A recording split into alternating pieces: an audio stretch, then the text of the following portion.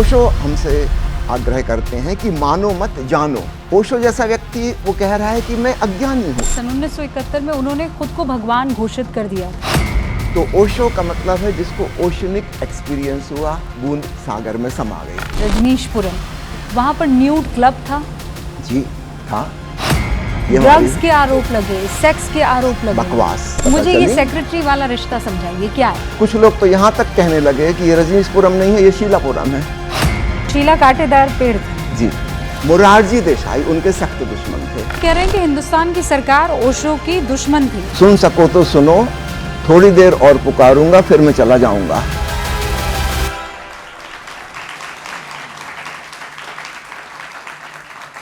नमस्कार, आप सभी का बहुत बहुत स्वागत है। आप न्यूज़ 18 इंडिया देख रहे हैं और इस वक्त एक बहुत ही खास शख्सियत हम सबके बीच में मौजूद है। आप में से बहुत लोगों ने ओशो रजनीश को सुना होगा, पढ़ा होगा।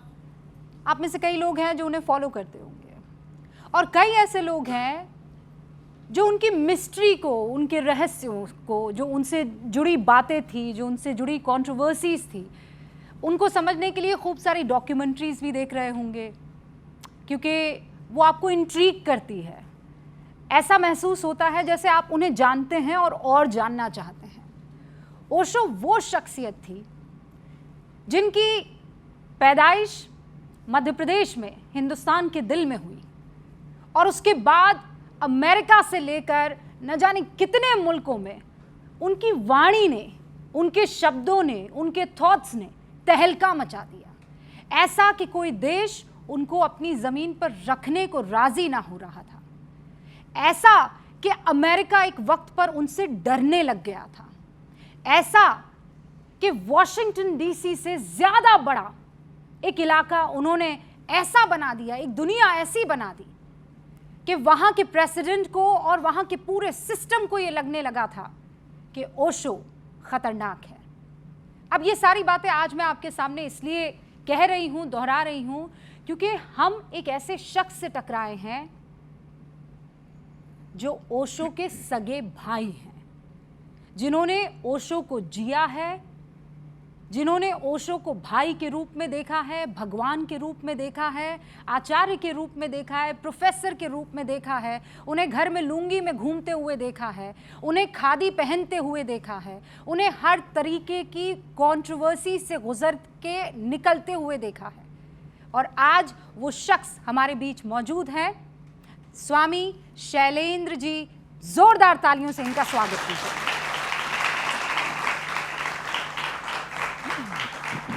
स्वामी शैलेंद्र सरस्वती खुद पेशे से एक डॉक्टर हैं।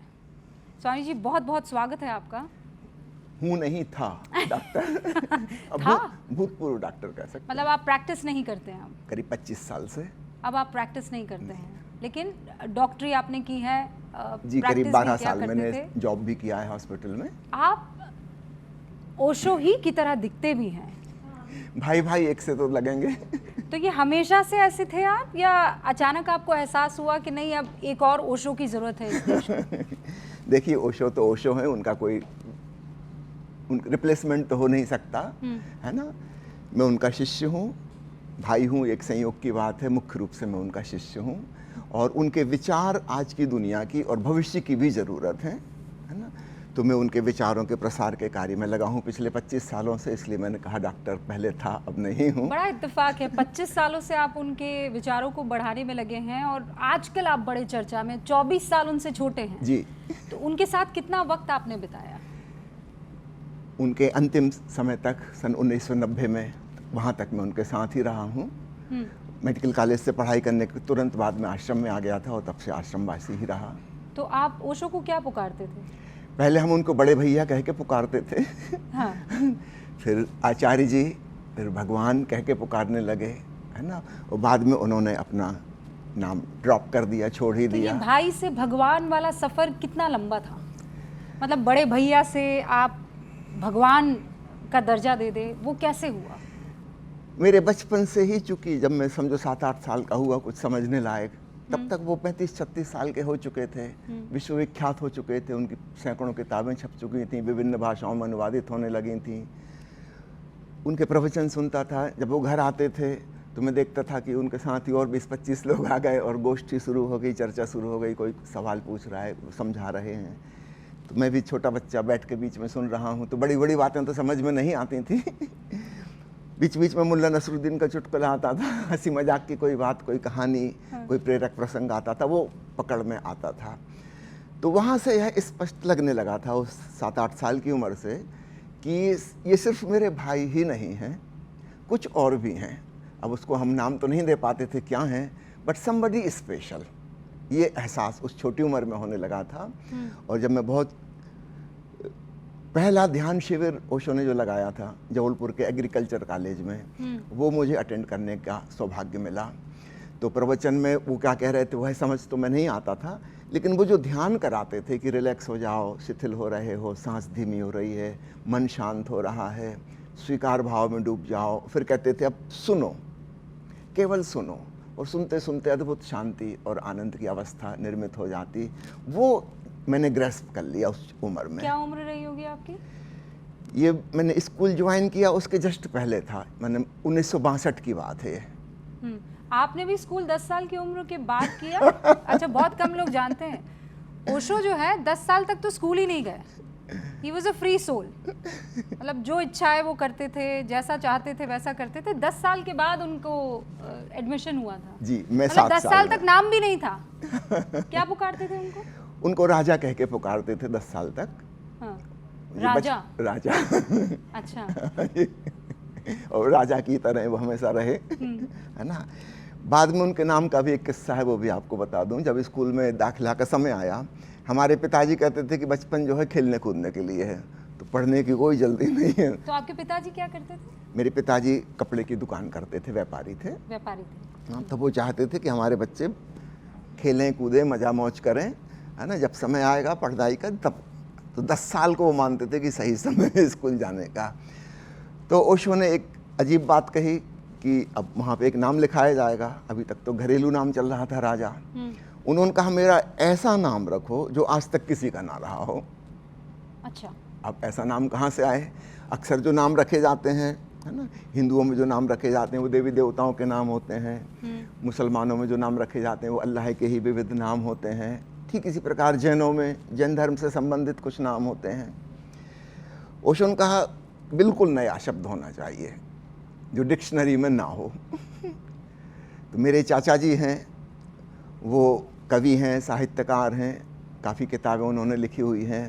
तो उनसे उन्होंने आग्रह किया कि आप एक नया शब्द गढ़िए मेरे लिए। अच्छा। हाँ, क्योंकि मैं पुरानी चीज़ मैं पसंद नहीं करता, बासी और उधार जो किसी और का नाम रह चुका वो मेरा नहीं होना चाहिए। अच्छा। तो उन्होंने यह नया शब्द गढ़ा, रजनीश। तो रजनी तो ये डिक्शनरी में नहीं है, ये शब्दकोश डिक्शनरी में नहीं था। है। हाँ। तो भावार्थ उन्होंने ये किया कि रजनी यानी रात और रजनीश यानी रात का देवता या अर्थात चांद। तो एक इनडायरेक्ट वे में चांद का प्रतीक यह नया नाम गढ़ा गया। रजनीश चंद्र मोहन जैन उनका नाम रखा गया।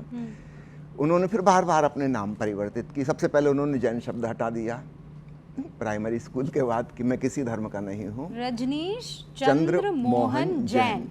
हाँ, ये उनका पूरा नाम था। हाँ जी। तो उन्होंने सबसे पहले जैन हटाया। जैन हटा दिया। हाँ। हाँ। फिर उसके बाद उन्होंने मोहन हटाया। हाँ। रजनीश चंद्र रहे। फिर धीरे धीरे चंद्र भी उन्होंने हटा दिया, सिर्फ रजनीश रहे। इसके बाद जब वो कॉलेज में लेक्चरर हो गए तब हिंदी में आचार्य कहा जाता है प्रोफेसर को, तो अन्य लोग उनको आचार्य रजनीश के नाम से पुकारने लगे। और आचार्य शब्द जैन धर्म में साधुओं के लिए भी प्रयोग किया जाता है। आचार्य जी कह के पुकारते हैं साधु को, संत को जैनों में। तो उनको चूँकि शुरुआत में अधिकांशतः वो जैन सभाओं में ही जाते थे, जैन परिवार में पैदा हुए, तो जिन लोगों से संपर्क था जो उनको निमंत्रित कर रहे थे किसी जैन तो आप लोग समारोह में। खालिस जैन धर्म को मानने वाले परिवार से थे? मतलब दिगंबर, श्वेतांबर? एक पंथ और है जो न दिगंबर है न श्वेतांबर है। ये दो नाम तो सब लोगों ने सुने हैं। हाँ। मैं आपको बताना चाहूँगा, हम जिस परिवार से हैं वो तारण पंथी कहलाते हैं। तारण पंथी? हाँ। एक संत तारण तरण हुए हैं बुंदेलखंड में। ये लगभग उसी समय हुए जब पंजाब में गुरु नानक देव जी हुए। तो जैसे गुरु नानक देव जी मूर्ति पूजा के विरोधी थे, है ना, और गुरुद्वारा में केवल गुरु ग्रंथ रखा जाता है, कोई मूर्ति नहीं होती। ठीक इसी प्रकार तारण तरण जी ने एक बड़ी क्रांति की, महावीर की मूर्ति भी नहीं होनी चाहिए मंदिर में। ये बड़ा ही क्रांतिकारी विचार था उस समय का, है ना। गॉड इज फॉर्मलेस, वह निराकार है, तो हम उसको आकार में क्यों बांधें। तो तारणपंथियों का एक छोटा सा ही वर्ग है, बहुत बड़ा वर्ग तो वह नहीं हो पाया, लेकिन उनके मंदिर में महावीर की भी मूर्ति नहीं होती, किसी की मूर्ति नहीं होती, सिर्फ शास्त्र होते हैं अध्ययन मनन के लिए, चिंतन के लिए। तो हमारा परिवार तारणपंथी समाज तो में से ओशो था। के फॉलोअर्स तारण पंथ के हैं शुरुआत में, उस समय एकदम शुरुआत में। एकदम शुरुआत में, क्योंकि यह नेचुरली है कि उनको कौन बुलाएगा, कौन निमंत्रण देगा सभा करने के लिए या प्रवचन देने के लिए। तो जो जान पहचान के हैं, नाते रिश्तेदार हैं, वही तो बुलाएंगे, है ना। तो जबलपुर में एक तारण तरण समाज की संस्था थी, उन लोगों ने ओशो को निमंत्रित करते थे। हर साल तारण तरण जयंती मनाई जाती थी, तो पब्लिक स्पीच ओशो दिया करते थे उसमें। करीब 10 साल तक ओशो उसके अध्यक्ष रहे, है ना। धीरे धीरे फिर अन्य लोग उनको बुलाने लगे। तो वो जैन धर्म को मानने वाले थे ओशो? देखिए, ओशो किसी चीज को मानते नहीं हैं। तो मैं अगर ये कहूँ वो नास्तिक थे तो ये नहीं, सही है? नास्तिक भी नहीं थे, क्योंकि नास्तिक भी कुछ मानता है। इसको ऐसा समझें, आस्तिक वो है जो ये मानता है कि ईश्वर है, हाँ। और नास्तिक जो है वो ये मानता है कि ईश्वर नहीं है, लेकिन दोनों ही मानते हैं, दोनों ही ब्लाइंड बिलीवर्स हैं। हाँ। ऐसा समझिए कि कुछ अंधों की एक जमात है, पैदाइशी अंधे, उन्होंने कभी सूरज चांद तारे नहीं देखे। अब उसमें 2 वर्ग हो गए। एक कह रहा है कि हम आस्तिक हैं, हम मानते हैं कि सूरज होता है, और हम मानते हैं कि रात को चांद तारे निकलते हैं और फूलों में रंग होता है, हम मानते हैं क्योंकि हमारे बड़े बुजुर्गों ने कहा है। और दूसरा वर्ग अंधों का, वो कहता है कि हम ये सब नहीं मानते, हमने तो आज तक नहीं देखा, कोई सिद्ध करके बताए कहाँ है सूरज, कहाँ है चांद, कैसा तारा, हमको दिखाओ तब हम समझें। लेकिन दोनों ही अंधे हैं, और दोनों अंधविश्वासी हैं। जो कह रहा है कि सूरज होता है वो भी अंधा है, जो कह रहा है सूरज नहीं होता वो भी अंधा है। ओशो हमसे आग्रह करते हैं कि मानो मत जानो, डोंट बिलीव, नो योरसेल्फ। एक साइंटिफिक एटीट्यूड लेकर आप स्वयं आविष्कार करिए, आप स्वयं खोजिए। ये अपने भीतर का सत्य है जो हमें स्वयं जानना होगा। जो लोग मान लेते हैं फिर वो जानने की यात्रा पर नहीं निकलते।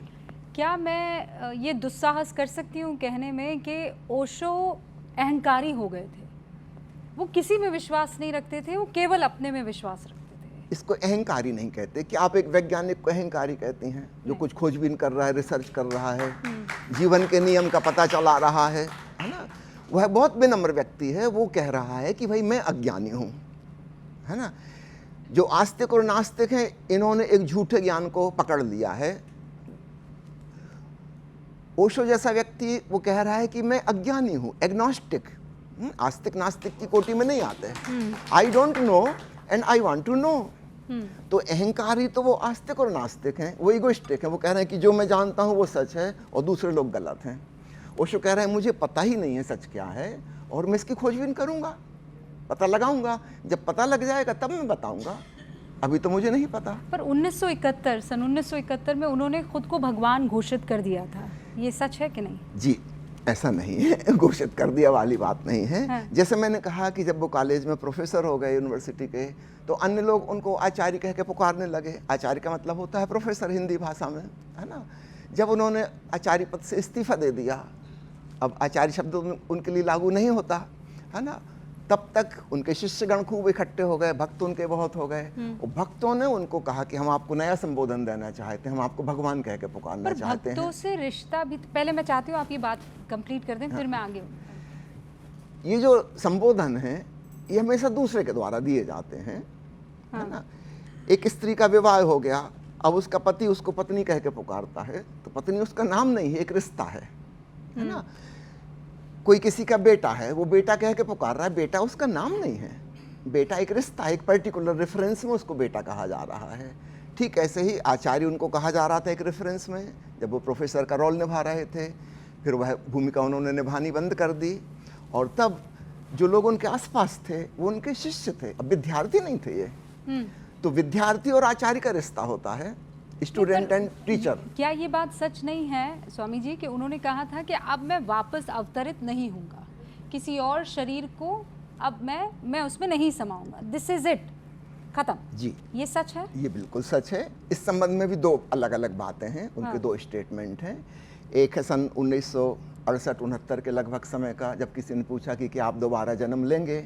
उन्होंने कहा हाँ, यदि मेरा कार्य पूरा नहीं हुआ तो मैं दोबारा जन्म लूँगा, ताकि जो लोग मेरे संग चल रहे हैं अध्यात्म की यात्रा पर, उनको मैं सहारा दे सकूं, उनके लिए मैं आगे मदद कर सकूं।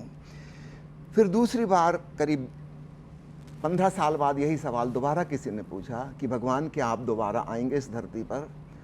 उन्होंने कहा कि नहीं, मैं दोबारा नहीं आऊँगा, मेरा काम पूरा हो रहा है, होने वाला है, जो मैं करने चाह रहा था, और मुझे दोबारा आने की आवश्यकता नहीं है। तो ओशो आप में है?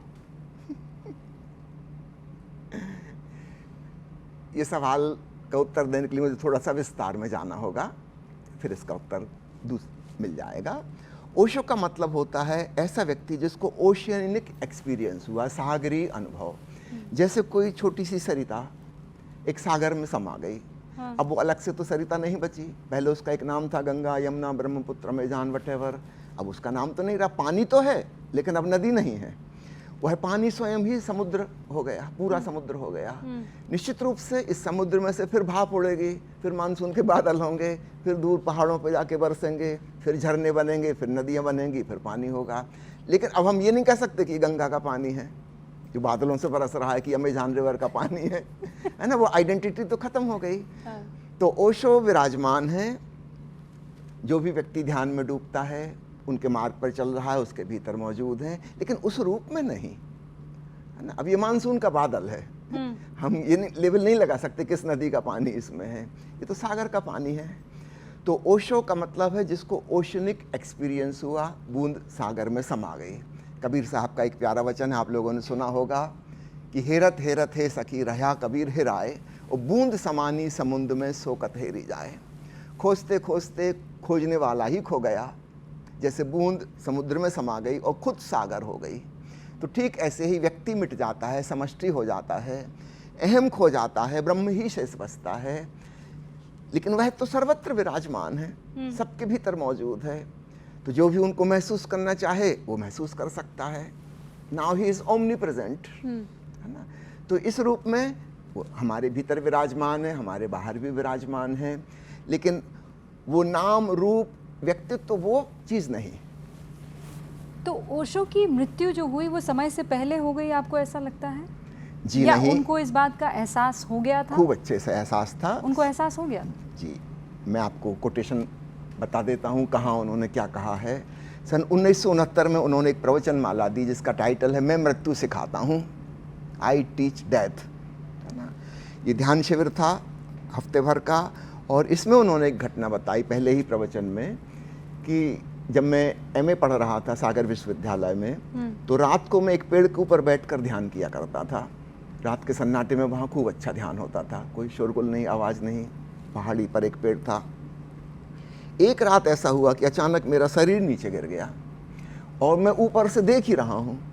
तो बड़ी विचित्र अवस्था हो गई, मैं अपने आप को देख रहा हूँ, वो ज़मीन पर पड़ा है और मैं देखने वाला ऊपर शाखा पे मौजूद हूँ।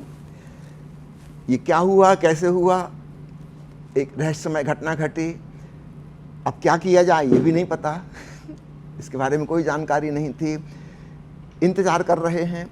सुबह का समय हुआ, गांव से कोई 2 महिलाएं गुजर रही थी, दूध लेके वो बेचने जाती थी शहर में। उन्होंने देखा कि कोई युवक पड़ा हुआ है, बेहोश है कि मर गया कि क्या हुआ। वो निकट आई, उन्होंने माथे पर हाथ रखा देखने के लिए कि ठंडा है कि गर्म। जैसे ही वो स्पर्श हुआ, एकदम से वो आत्मा जो ऊपर थी वो उनकी नाभि में प्रवेश की, पेट में, और वो आँख खुल गई और उठ के बैठ गए। वे कहते हैं कि इसके बाद यह घटना बार बार घटी। अगले 6 महीने में 8-10 बार ये घटना घटी।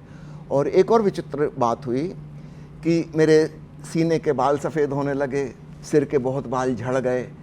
ऐसा लगता मेरी उम्र 10 साल बढ़ गई। 25 साल का हूँ मैं, ऐसा लगता 35 का हो गया हूँ। और अगर मैं 70 साल जीने वाला था, अब मैं 60 ही साल जी पाऊँगा, ये भी स्पष्ट हो गया।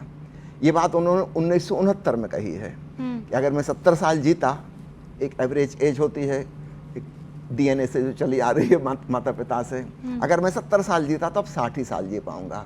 ये भविष्यवाणी उन्होंने 1969 में की थी। और दूसरी चीज़, 10 अप्रैल 1979 को जब वो प्रवचन दे के हाल के बाहर जा रहे थे कार में बैठने के लिए, कुछ ऐसा लगा, वो जो महिला ड्राइव करके उनको लाई थी उसने महसूस किया कि ऐसा लगा कि कोई चीज़ आपको छोड़ के चली गई। उसने पूछा, ओशो क्या हुआ? कुछ अजीब सा मुझे लगा। ओशो ने कहा, हाँ कुछ अजीब हुआ है, जीवन ऊर्जा अब मुझे छोड़ के जा रही है। और उन्होंने किसी प्रवचन में बताया था कि एक बुद्ध पुरुष को अपनी मृत्यु के ठीक उतने दिन पहले पता लग जाता है जितने दिन वह माँ के गर्भ में रहा है, गेस्टेशन पीरियड। 9 महीने यूजुअली 280 दिन होता है, 9.5 महीने, है ना, प्लस माइनस 5 डेज कर लीजिए, कभी कम कभी ज़्यादा। तो ओशो के केस में वह 284 दिन था, है ना, एवरेज से 4 दिन ज़्यादा। और ओशो ने ठीक 284 दिन पहले, अगर आप कैलकुलेट करें, 10 अप्रैल को उन्होंने बता दिया था कि अब जीवन ऊर्जा मुझे छोड़ के जा रही है। तो जैसे माँ के गर्भ में बच्चे का शरीर निर्मित होता है, धीरे धीरे ऊर्जा आती है, कंडेंस्ड होती जाती है और देह का निर्माण होता है, ठीक वैसे ही विसर्जन होता है। जैसे सृजन हुआ था, शरीर छोड़ा 19 जनवरी 1990 को, उसके ठीक 284 दिन पहले उन्होंने बता दिया था कि अब मैं जाने वाला हूँ। और उन्होंने ये भी कह दिया कि ये मेरा आखिरी प्रवचन था, इसके बाद अब मैं बोल नहीं पाऊंगा। वो 3 साल तक मौन भी रहे थे जब अमेरिका गए। वो घटना 1981 की है। 1981। ये घटना जो बता रहा हूँ 79 की। हाँ। जब उन्होंने कहा कि ये मेरा प्रवचन आज जो हुआ, दिस वाज द लास्ट, इसके बाद मैं अब बोल नहीं पाऊंगा, वो ऊर्जा ने मुझे छोड़ना शुरू कर दिया है। उसके बाद वो कभी बोले नहीं? कभी नहीं बोले, 284 दिन वो नहीं बोले। एक 81 में उनका मौन था, 3 साल का, 3.5 जी। और उसके बाद 89 में वो नहीं बोले थे? फिर नहीं बोले, बिल्कुल भी नहीं जी। तो आखिरी बार जो उन्होंने बात की थी वो यही 10 अप्रैल 1989 89 की बात है, ये उनका आखिरी प्रवचन था। परिवार को क्या लगता है, ये मृत्यु थी या ये मारा गया था? क्योंकि बहुत सारे आप भी जानते हैं कि बातें चल रही हैं कि उनको एक स्लो धीमा पॉइजन दिया गया था। मेरे पास तो डॉक्टर का हलफनामा भी है जिसमें उन्होंने कोर्ट में बाकायदा गोकुल गोकानी जी वो ये कह रहे हैं कि मुझे 4 घंटे इंतज़ार करवाया, उनको देखने नहीं दिया गया। आपको लगता है कि उनको पॉइजन दिया गया था? जी नहीं, पॉइजन नहीं दिया गया है, क्योंकि अंतिम 10 महीनों में, ये 9.5 महीनों में कई किताबें प्रकाशित हुई, ठीक है। उन सब किताबों के टाइटल के साथ उन्होंने एक सब टाइटल और जोड़ा जिसमें बिल्कुल स्पष्ट है कि मैं जा रहा हूँ। अन्य लोग समझ नहीं पाए। मैं इस बात को इसलिए समझ पाया कि मुझको और मेरी धर्मपत्नी को लगभग 9 महीने पहले यह विज़न आ गया था कि ओशो जाने वाले हैं। उस समय हम लोग मध्य प्रदेश में बिरला की हॉस्पिटल में नौकरी किया करते थे। वहाँ पे एक और था जिसका नाम है स्वामी प्रेम अन्वेषी, बाद में वह भी ओशो का सन्यासी हो गया। उस समय वह स्टूडेंट था। एक रात्रि उसने स्वप्न देखा कि ओशो ने देह त्याग दी है और कैसा कैसा क्या क्या हो रहा है समारोह। सब लोग सफ़ेद रंग के कपड़े पहने हुए हैं, उत्सव मना रहे हैं, ओशो को विदा कर रहे हैं। तो उसने आके मुझे यह बात बताई कि डॉक्टर साहब, एक बड़ी ख़राब सी बात मैंने देखी है और आप जब घर चलेंगे अस्पताल से तब मैं बताऊंगा दीदी के सामने। मेरी वाइफ को वो दीदी कहता था। वो दोपहर को हमारे घर आया, उसने कहा कि आप लोग दिल थाम लीजिए, मैं कुछ ऐसी बात बताने वाला हूँ जो मुझे खुद ही बोलने में अच्छा नहीं लग रहा, लेकिन इतना स्पष्ट रूप से मैंने देखा है कि ओशो किस प्रकार शरीर छोड़े हैं और क्या क्या हुआ है। और उसके बाद सब लोग सफ़ेद रंग के कपड़े पहन के सेलिब्रेट कर रहे हैं। स्वामी जी, मैंने उनसे कहा, इस बात को पूरे कर लो हाँ। ताकि आपकी पहला उत्तर हो जाए। मैंने उससे कहा कि देखो, सफ़ेद कपड़े का तो सवाल ही नहीं उठता, क्योंकि पहले ओशो के सन्यासी गेरुआ रंग के कपड़े पहनते थे। 1987 के बाद ओशो ने मना कर दिया था कि कोई विशेष रंग के कपड़े नहीं पहना, सामान्य कपड़े पहनो, माला भी नहीं पहनो, है ना। तो सामान्य जैसे सब लोग पहनते हैं वैसे कपड़े सब पहनते थे। ये कह रहा है कि अंतिम जो संस्कार है उसमें सब लोग सफ़ेद कपड़े पहने हैं। मैंने कहा ये वाली बात तो फिट नहीं बैठ रही, ऐसा कैसे होगा। उसने कहा भाई मैंने तो ऐसा देखा है जो मैंने आपको बताया। लेकिन उसकी बात और हम दोनों को जो लग रहा था फीलिंग्स इंट्यूटिवली, तो हम लोग अपनी नौकरी से इस्तीफा दे के फिर पुणे आ गए। लगा कि ओशो का अंतिम समय है। इसलिए मुझे वो ओशो ने जो सब टाइटल बदली ना, उस सब पे नज़र थी मेरी। वो किताबों के नाम मैं आपको कुछ पढ़ के बताता हूँ।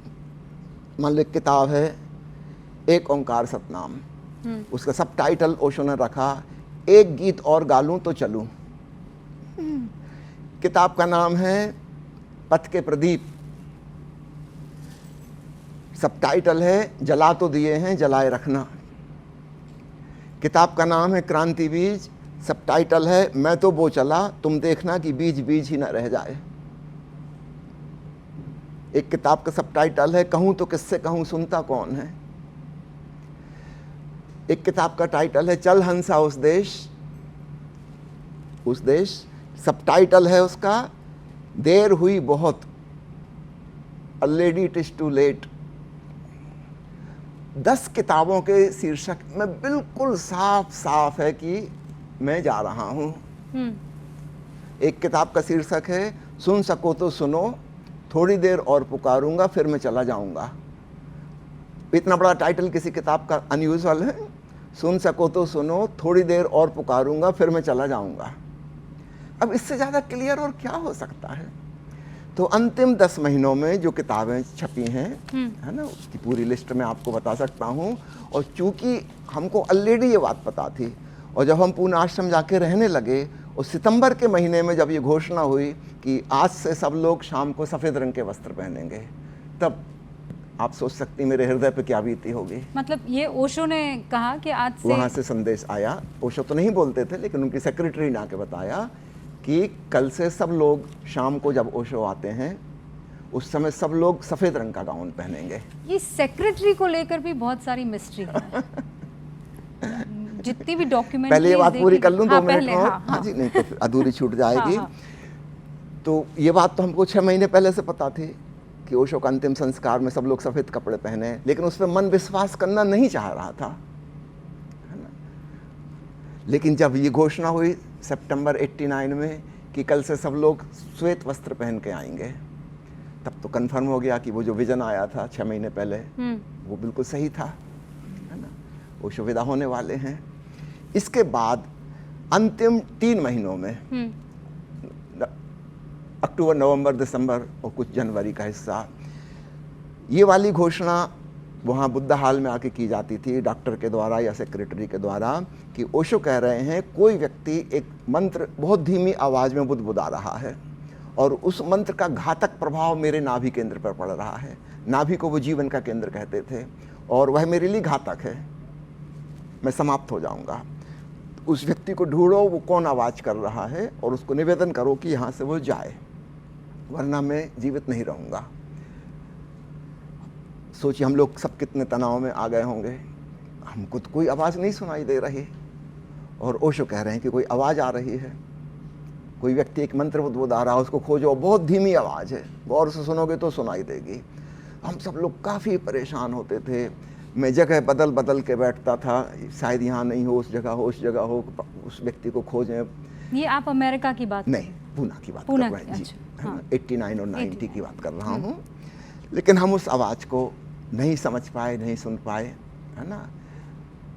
फिर बाद में जब मुझे स्वयं ज्ञान हुआ ओंकार नाथ का, तब समझ में आया कि ये ओशो की एक डिवाइस थी। जाने के पहले वो हमको एक आखिरी विधि दे गए सुनने की कि सुनो, परमात्मा के अनाहत नाथ को, सूफी जिसको अनहत कहते हैं, उसको सुनो। ये कोई सच्चाई नहीं थी इस बात में कि कोई मंत्र बुदबुदा रहा है, लेकिन ध्यान की एक विधि हमें दे गए वो कि गौर से सुनो, सुनते सुनते सुनते तुम उस परमात्मा के संगीत में डूब जाओगे, समाधिस्थ हो जाओगे। तो ये कहानी है मृत्यु और मार देने के बीच की सच्चाई, बीच की कहानी है। लेकिन इसमें कुछ चीज़ें, कुछ कड़ियाँ जुड़ती नहीं हैं। ओशो कहते थे कि मृत्यु का आनंद लेना चाहिए जी। वो ये कहते थे कि त्योहार की तरह मनाना चाहिए। तो फिर एक ही घंटे में उनका अंतिम संस्कार क्यों कर दिया गया? ऐसा ही पहले भी किया गया। कल 8 तारीख थी, 8 सितंबर। हाँ। कल मेरे पिताजी का महापरिनिर्वाण दिवस था। हाँ। 8 सितंबर को उन्होंने देह त्यागी थी और ओशो ने यही किया था कि उनके पार्थिव देह को 10 मिनट के लिए बुद्धा हाल में लाया जाए, सब लोग वहाँ दर्शन करें और 10 मिनट के बाद शमशान घाट में ले जाकर समाप्त किया पर जाए। इतनी जल्दी क्यों थी? ओशो तो सबके प्रिय थे, भगवान थे, उनके दर्शन हो जाते। तो इतने समय से तो सबको बुला रहे थे, सबको बुला रहे थे, पहले क्यों नहीं आए? मुझे बुलाया था, मैं तो पहुंच गया था ना। ऐसे बहुत लोग आ गए थे जिनको आना था। मैं तो अपना नौकरी धंधा इसके छोड़ के आ पीछे गया कोई था। ऐसा रहस्य तो नहीं है जो जिसके ऊपर पर्दा ऐसा है ही हुआ है। देखिए, ओशो के पहले और भी लोगों की मृत्यु हुई है। मेरे स्वयं पिताजी की मृत्यु हुई थी, तो हॉस्पिटल से उनकी बॉडी को लाए थे 10 मिनट के लिए केवल, और 10 मिनट के बाद वहाँ से ले गए थे शमशान उनकी घाट। माता को बड़ा लेट बताया, यानी आपकी माता जी को ओशो की मृत्यु के बारे में बड़ी देर से जानकारी मिली थी, इसमें क्या तथ्य है? जो जानकारी मिली थी वो लगभग 7 बजे शाम को मिली थी। बाद में पता चला कि ओशो ने देह त्यागी लगभग 5 बजे, ऐसा बाद में पता चला। तो 2 घंटे की ओशो को जो सिखाना था, जो कहना था, वो जिंदगी भर तो कहते रहे, सिखाते रहे, समझाते रहे। आखिरी 2 मिनट में आप और क्या कर लेंगे। आपकी मुलाकात हुई थी पर्सनली ओशो के मृत्यु से पहले? मृत्यु से पहले मतलब कुछ महीने पहले हुई थी। जब मैं यहाँ से जॉब छोड़ के गया था तो उनसे पूछ के ही, पहले पत्र लिख के पूछ के ही गया था। तो उन्होंने हमसे मिले थे, बातचीत की थी, उन्होंने हमको कुछ गिफ्ट दी थी, है ना। उन्होंने उसके बाद भी एक बार और मिले बीच में। ये वो वक्त था जब पूरी दुनिया उनकी दुश्मन बन चुकी थी। अगर मैं इसे बड़ा प्रैक्टिकली एक सतही तौर पर मान लीजिए देखूं तो ये पूरी दुनिया उनकी दुश्मन। जितनी मोहब्बत मिलती थी वो इसलिए मिलती थी क्योंकि वो जो थे वो कहते थे, जो सोचते थे वो कहते थे। मैंने तो आप ही के मुख से सुना है कि वो एक दिन में 3-3 किताबें पढ़ जाते थे। 3 नहीं जी, 7-8 कम से कम। 7-8 किताबें पढ़ जाते थे और वो एक लाइन का 1.5 घंटे तक जो है उसकी व्याख्या कर सकते थे। लेकिन उन्होंने बहुत दुश्मन भी बनाए। अवश्य। मतलब कहा जाता है कि महात्मा गांधी की मृत्यु के बाद उन्होंने खाना नहीं खाया था 3 दिन। ऐसा कैसे हो सकता है? वो तो महात्मा गांधी को पसंद ही नहीं करते थे। देखिए, 2 पक्ष होते हैं किसी चीज के। एक होता है किसी व्यक्ति का व्यक्तित्व और एक होता है उसका कृतित्व, उसके विचार। ठीक है, हो सकता है हमें वह व्यक्ति बहुत अच्छा लगता हो, हमारा प्रिय व्यक्ति है वह, लेकिन उसके विचारों से हम सहमत नहीं, उसकी फिलॉसफी हमको स्वीकार नहीं है। तो ओशो का महात्मा गांधी के प्रति बहुत गहरा सम्मान था। देश की आज़ादी उन्होंने दिलाई, निश्चित रूप से उसके रिस्पेक्ट के हकदार हैं वो, है ना। ओशो स्वयं खादी के ही वस्त्र पहनते थे, सफ़ेद रंग के हमेशा, है ना। ये एक अलग बात है। लेकिन महात्मा गांधी के जो विचार हैं देश के लिए नुकसानप्रद होंगे, वो देश की उन्नति नहीं होगी, प्रगति नहीं होगी, वैज्ञानिक विकास नहीं होगा, तकनीकी विकास नहीं होगा, इसके वो खिलाफ हैं। देखिए, हो सकता है जैसे मान लीजिए आप यहाँ बैठी हैं, कोई आपका रिश्तेदार है, आपका भाई है कि बहन है, हस्बैंड है, तो व्यक्ति के रूप में आपको वह पसंद है, लेकिन इसका ये मतलब नहीं आप उसके 100% विचारों से सहमत हैं। महात्मा गांधी ने देश को आज़ादी दिलाई, वो अहिंसा के पथ पर रहते हुए उन्होंने ये आज़ादी दिलाई, लेकिन ओशो उनको हिंसक कहते थे। ओशो दूसरी दृष्टि से कह रहे हैं। वो कह रहे हैं कि महात्मा गांधी जो आमरण अनशन कर रहे हैं और मरने की धमकी दे रहे हैं, इसमें भी हिंसा है। यानी 2 प्रकार के हिंसक लोग हैं। एक है कि दूसरे की गर्दन पे बंदूक लगा के बैठ जाए कि तुम मेरी बात मानो नहीं तो मैं मार दूंगा, और एक कह रहा है मैं पिस्तौल लगा के बैठा हूं, अगर मेरी बात नहीं मानी तो मर जाऊंगा। और ये भी बड़ी हिंसा है ना। ये कोई तर्क वितर्क की बात नहीं है कि बैठ के हम वहाँ विचार विमर्श करें, चिंतन मनन करें, हम पता लगाएं क्या सहयोगी हो सकता, उपयोगी हो सकता, उसको करें। तो एक होती है पुरुष की हिंसा, वो ज़्यादा मस्कुलर होता है। मान लो पति पत्नी का झगड़ा होता है तो पति अपने हाथ चलाएगा, है ना, मस्कुलर पावर है। पत्नी दूसरे तरीके से हिंसा करेगी, वो आंसू बहाएगी, वो छाती पीट लेगी, बाल खींच लेगी अपने, खाना नहीं खाएगी, भूखी बैठी है। ये भी हिंसा है। उसने पति को मारा नहीं है, लेकिन वो सूक्ष्म रूप से अपनी बात मनवा रही है कि मेरी बात मानो नहीं तो मैं खाना नहीं खाऊंगी, रो रही हूं, और अंत में पति को झुकना पड़ेगा। लगभग ऐसा ही महात्मा गांधी ने किया हमेशा। ये स्त्रीण हिंसा, कमजोर की हिंसा। एक ताकतवर की हिंसा होता है, वो दूसरे के ऊपर हावी हो जाता है, और एक वीक, कमजोर की हिंसा होती है। तो निश्चित रूप से अंग्रेजों के शासनकाल में वो बहुत ताकतवर थे, उनसे सीधा तो नहीं लड़ सकते थे, है ना। तो ये स्त्रीण हिंसा है महात्मा गांधी की। ओशो इसको अहिंसा का लेवल नहीं लगाते। पहली बार उन्होंने महात्मा गांधी के खिलाफ कब बोला? महात्मा गांधी के जन्म दिवस सन 1969 से, और वो वहीं उनके जन्म स्थान से, गुजरात से पहली प्रवचनमाला वहीं हुई थी। उन्हीं की जमीन पर जाकर उन्होंने महात्मा गांधी के खिलाफ बोला। इसके पहले गुजरात की सरकार ने तय किया था कि ओशो को 600 एकड़ जमीन कहीं सागर तट के किनारे देंगे आश्रम बनाने के लिए। ओशो ने ये वाला प्रवचन दिया गुजरात सरकार ने वो ऑफर कैंसिल कर दिया। कई लोगों ने कहा कि आप 2-4 दिन और रुक जाते। ओशो ने कहा नहीं, जो सच है वो कहना है, जरूरी है कहना। जमीन मिले ना मिले उसका सवाल नहीं है। मतलब इसी तरह के बयान वो लगातार देते रहे और यही वजह है, मतलब उन्होंने किसी धर्म ग्रंथ को नहीं छोड़ा, किसी बड़े आइडियोलॉजी को उन्होंने नहीं छोड़ा, सबको उन्होंने कटघरे में खड़ा कर दिया और यही वजह है कि 21 देशों में वो बैन हो गए थे। बिल्कुल सही हो सकता था, ऐसा ही होना चाहिए था, वही हुआ, बिल्कुल ठीक हुआ।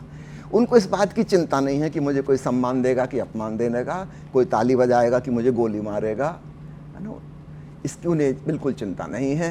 लेकिन जो सत्य है, जो उनको नज़र आ रहा है, वह जरूर अभिव्यक्त करेंगे। लेकिन उनके अभिव्यक्त करने का तरीका बहुत प्यारा है। वो कभी भी हिंसक कटाक्ष किसी पर नहीं कर रहे हैं, वो केवल बहुत सैकड़ों तर्कों सहित अपनी बात कह रहे हैं। अगर आपकी हिम्मत है आप उनके तर्क काटो।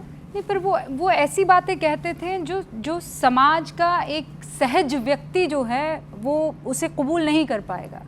जैसे संभोग से समाधि तक उनके लेक्चर्स ऐसे थे जिनको आप बच्चों को नहीं सुनवा सकते, आज भी नहीं सुनवा सकते। क्षमा कीजिए, मैं इस बात पे आपसे बिल्कुल राजी नहीं हूँ। संभोग से समाधि की ओर कोई भी सुन सकता है, परिवार में बैठ के सुन सकते हैं सब एक साथ। उसमें एक बात ऐसी नहीं है जो कोई अश्लील हो, कोई छुपाने योग्य हो, बताने योग्य है, सबको बताई जानी चाहिए। ऐसी एक भी शब्द ऐसा उसमें नहीं है। जिन्होंने नहीं पढ़ी है किताब, नहीं सुने हैं प्रवचन, वो ही ऐसी बात कहेंगे। जिसने स्वयं पढ़ी है, जिसने स्वयं वो 5 प्रवचन सुने हैं, वो कहेगा ये तो घर घर में होनी चाहिए। नहीं, पर ये बात सच नहीं है कि अमेरिका में जहाँ उन्होंने बसाया था रजनीशपुरम, वहाँ पर न्यूड क्लब था? जी था। क्यों था? अमेरिका में सब जगह होते हैं, हर शहर में होते हैं न्यूड क्लब। ये उनकी संस्कृति का, सामाजिकता का एक सामान्य हिस्सा है। विशेषकर सागर के किनारे, नदी तट के किनारे और शहरों के बीचों बीच भी न्यूड क्लब होते हैं, जहाँ पर निर्वस्त्रों के लोग इकट्ठे होते हैं। नहीं, पर स्वामी जी वो तो क्लब होते अमेरिका हैं का एक नॉर्मल कल्चर होता है ना। तो वहाँ पे मोस्टली तो अमेरिकन रह रहे थे रजनीशपुरम में, तो स्वाभाविक है उनके ढंग की चीज़ें वहाँ बनेगी। उनके लिए ही तो बना है। उसी बेढंगी चीज को दूर करने के लिए तो रजनीश उनके बीच में थे। इसको बेढंगी चीज इसको नहीं कह सकते, इसको बेढंगी चीज नहीं कह सकते। अगर कुछ 20-25 लोग हैं और वो उन्होंने तय किया है कि हम निर्वस्त्र होना चाहते हैं, तो भाई दूसरों को इसमें क्यों आपत्ति होना चाहिए? हु आर यू टू से नो? हमारे देश में नागा साधु होते हैं, नग्न रहते हैं, जैन मुनि होते हैं, नग्न रहते हैं, भगवान महावीर और 24 तीर्थंकर नग्न रहे। तो नग्नता में कोई बुराई तो नहीं है, सारे पशु पंक्षी नग्न हैं, नग्नता में तो कोई बुराई नहीं है। नहीं, पर वो क्या एक्सपीरियंस था, वो क्या एक्सपेरिमेंट था? मतलब क्या आप ये समझा सकते हैं ओशो क्या सोचते थे सेक्सुअलिटी को लेकर? ये ओशो की चीज नहीं थी, ये एक तो उन्होंने फिर अलाउ क्यों किया इसे? अमेरिका के सामान्य समाज की, सामान्य कल्चर की एक हिस्सा था ये। नहीं, पर अगल बगल के लोग तो ये कहते थे कि ओशो और उनके अनुयायी हमें डिस्टर्ब करते हैं, हमारे कल्चर को खतरा पैदा करते हैं। सबसे नजदीक जो शहर था, है ना, वो कम से कम 20 किलोमीटर था। हम उनको कैसे डिस्टर्ब करेंगे? 20 किलोमीटर हुड़दंग मचाते थे। 20 किलोमीटर तक आवाज चली जाएगी। ड्रग्स के आरोप लगे, सेक्स के आरोप लगे, बकवास, सब बकवास। ओशो के सन्यासी इतने सहज रूप से रहते थे और प्रेम संबंध को, काम संबंध को बहुत नैसर्गिक रूप से स्वीकार करते थे। वहाँ तो कोई विकृति हो ही नहीं सकती। नहीं, पर उन्होंने ये बात कबूल तो की थी कि उनकी नाक के नीचे उनके सेक्रेटरी लेवल पर ये सारे काम हो रहे थे जिनको वो नहीं जान पाए, नहीं समझ उसमें ये वाली बात लागू नहीं होती। अन्य बहुत सारी चीजें थी जो उनको नहीं पता मुझे चली। ये सेक्रेटरी वाला रिश्ता समझाइए क्या है? मैं दोबारा इसमें डुबकी लगाना चाहूंगी और बहुत से मेहमान हैं जो आपसे सवाल पूछना चाहते हैं। ये क्या रिश्ता था? क्या ये सच है कि सेक्रेटरी साहिबा ने उनके पूरे साम्राज्य पर कब्जा कर लिया था? जी हाँ, ये करीब करीब सच है, 99% सच है। क्योंकि वह समय ऐसा था, जैसा अभी हमने ऑलरेडी जिक्र किया, मार्च 1981 में ओशो ने कहा कि अब मैं नहीं बोलूँगा, मेरे कार्य का एक नया फेज शुरू हो रहा है। जो बातें मुझे शब्दों में कहनी थी मैं कह चुका, अब निशब्द में, मौन में मुझे सुनो। तो उस दिन से एक नया फेज शुरू हुआ, साइलेंट सत्संग जिसको कहते हैं। ओशो आते थे, मंच पर बैठते थे, हल्का सा संगीत बजता था 2-3 बार, बीच में गैप होते थे, 1 घंटे बाद भी उठ के चले जाते थे। यह एक नया सिलसिला शुरू हुआ। ओशो ने बोलना बंद कर दिया। उस समय तो कोई अनुमान ही नहीं लगा सकता था कि दोबारा कभी वो बोलेंगे। प्रवचन देने की बात तो खत्म हो चुकी थी, कभी नहीं देंगे, है ना। रजनीशपुरम में कहीं ऐसा हाल भी नहीं बनाया गया कि भविष्य में कभी जिसमें प्रवचन होगा, ऐसी कोई जगह निर्मित ही नहीं की गई। तो उनकी सेक्रेटरी ने इस बीच में वो जो मौन रहे, वो वहाँ की समझिए एक प्रकार की नायिका बन गई और प्रतिनिधि बन गई। अखबार वाले आएंगे, टीवी वाले आएंगे तो उन्हीं से पूछेंगे, सन्यासी मित्र जो हैं उन्हीं से पूछेंगे। वो रिप्रेजेंटेटिव बन गई कि वो जो कह रही हैं वो ओशो की देशना हमें बता रही हैं। और सारे अमेरिका के टेलीविज़न चैनल्स पे उनका नाम छा गया, है ना। तो वो वहाँ की एक प्रकार की सर्वे सर्वा बन गई। ओशो के बारे में तो किसी को पता नहीं, वो तो किसी से मिलते नहीं, किसी से बोलते नहीं।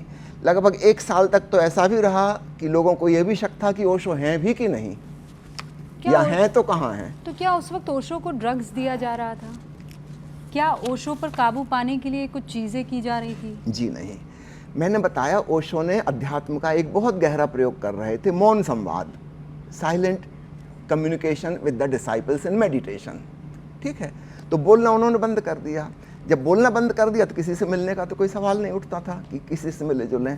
तो वो बिल्कुल आइसोलेटेड, अकेले एकांत में रह रहे थे।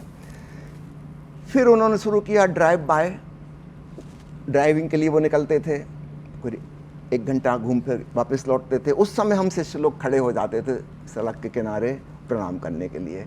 तो सिर्फ बस देखना ही होता था, बातचीत तो कोई नहीं होती। तो कार ड्राइव करके निकल गए नमस्कार का उत्तर देते हुए। इसके अलावा कोई संपर्क नहीं था किसी से भी। तो इस गैप का फ़ायदा उनकी सेक्रेटरी ने उठाया, वो वहाँ की सर्वे सर्वा बन गई। कुछ लोग तो यहाँ तक कहने लगे कि ये रजनीशपुरम नहीं है, ये शीलापुरम है। रजनीश ने किया क्या है, वो तो मौन है और वो तो कभी बोलेंगे नहीं जिंदगी में दोबारा। तो जो कुछ भी है शीला ही है।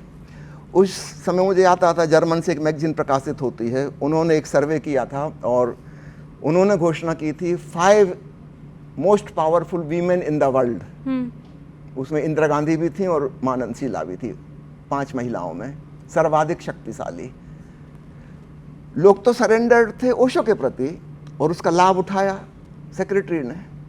पर ये जगह और ये ओहदा भी तो ओशो ने ही शीला को दिया। जी, ओशो ने दिया।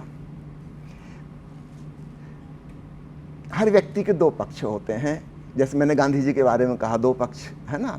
ठीक वैसे ही वह ओहदा किसी को भी मिलता, मैं कल्पना करूं कि मैं वहां होता और सारा कार्यभार मुझे ही संभालना है फॉरएवर, मैं ऐसा मान के बैठ गया कि ओशो तब बोलेंगे नहीं, उनका होना ना होना तो बराबर हो गया।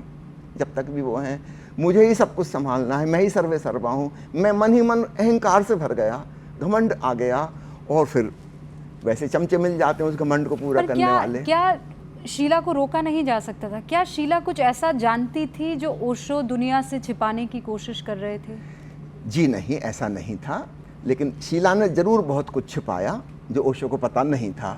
उदाहरण के लिए कहूँ, वायर टैपिंग, जगह जगह हर घर में माइक्रोफोन लगे हुए दीवालों में जो किसी को नहीं पता कब लगा दिए गए, किसने लगाए, है ना। वायर टैपिंग हो रही है। एक वायर टैपिंग का कांड आपने सुना होगा, प्रेसिडेंट रिचर्ड निक्सन के ज़माने में हुआ था, जब व्हाइट हाउस को वायर टैप किया गया था और इसी की वजह से उनको प्रेसिडेंट का पद छोड़ना पड़ा था। ठीक है, ठीक ऐसा ही शीला ने उससे 10 गुना ज़्यादा खर्च करके, निक्सन ने जितना खर्च किया था उससे 10 गुना ज़्यादा बड़ा खर्च करके वायर टैपिंग का इंतजाम किया था। ये तो किसी को नहीं पता था, ओशो को भी नहीं पता था। यहाँ तक कि ओशो की भी वायर टैपिंग हो रही थी।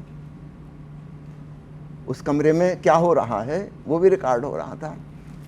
तो ओशो ने कभी इन सब चीज़ों के बारे में आपको बताया? वो परिवार पर इतना विश्वास उन्होंने क्यों नहीं किया, शीला पर क्यों किया?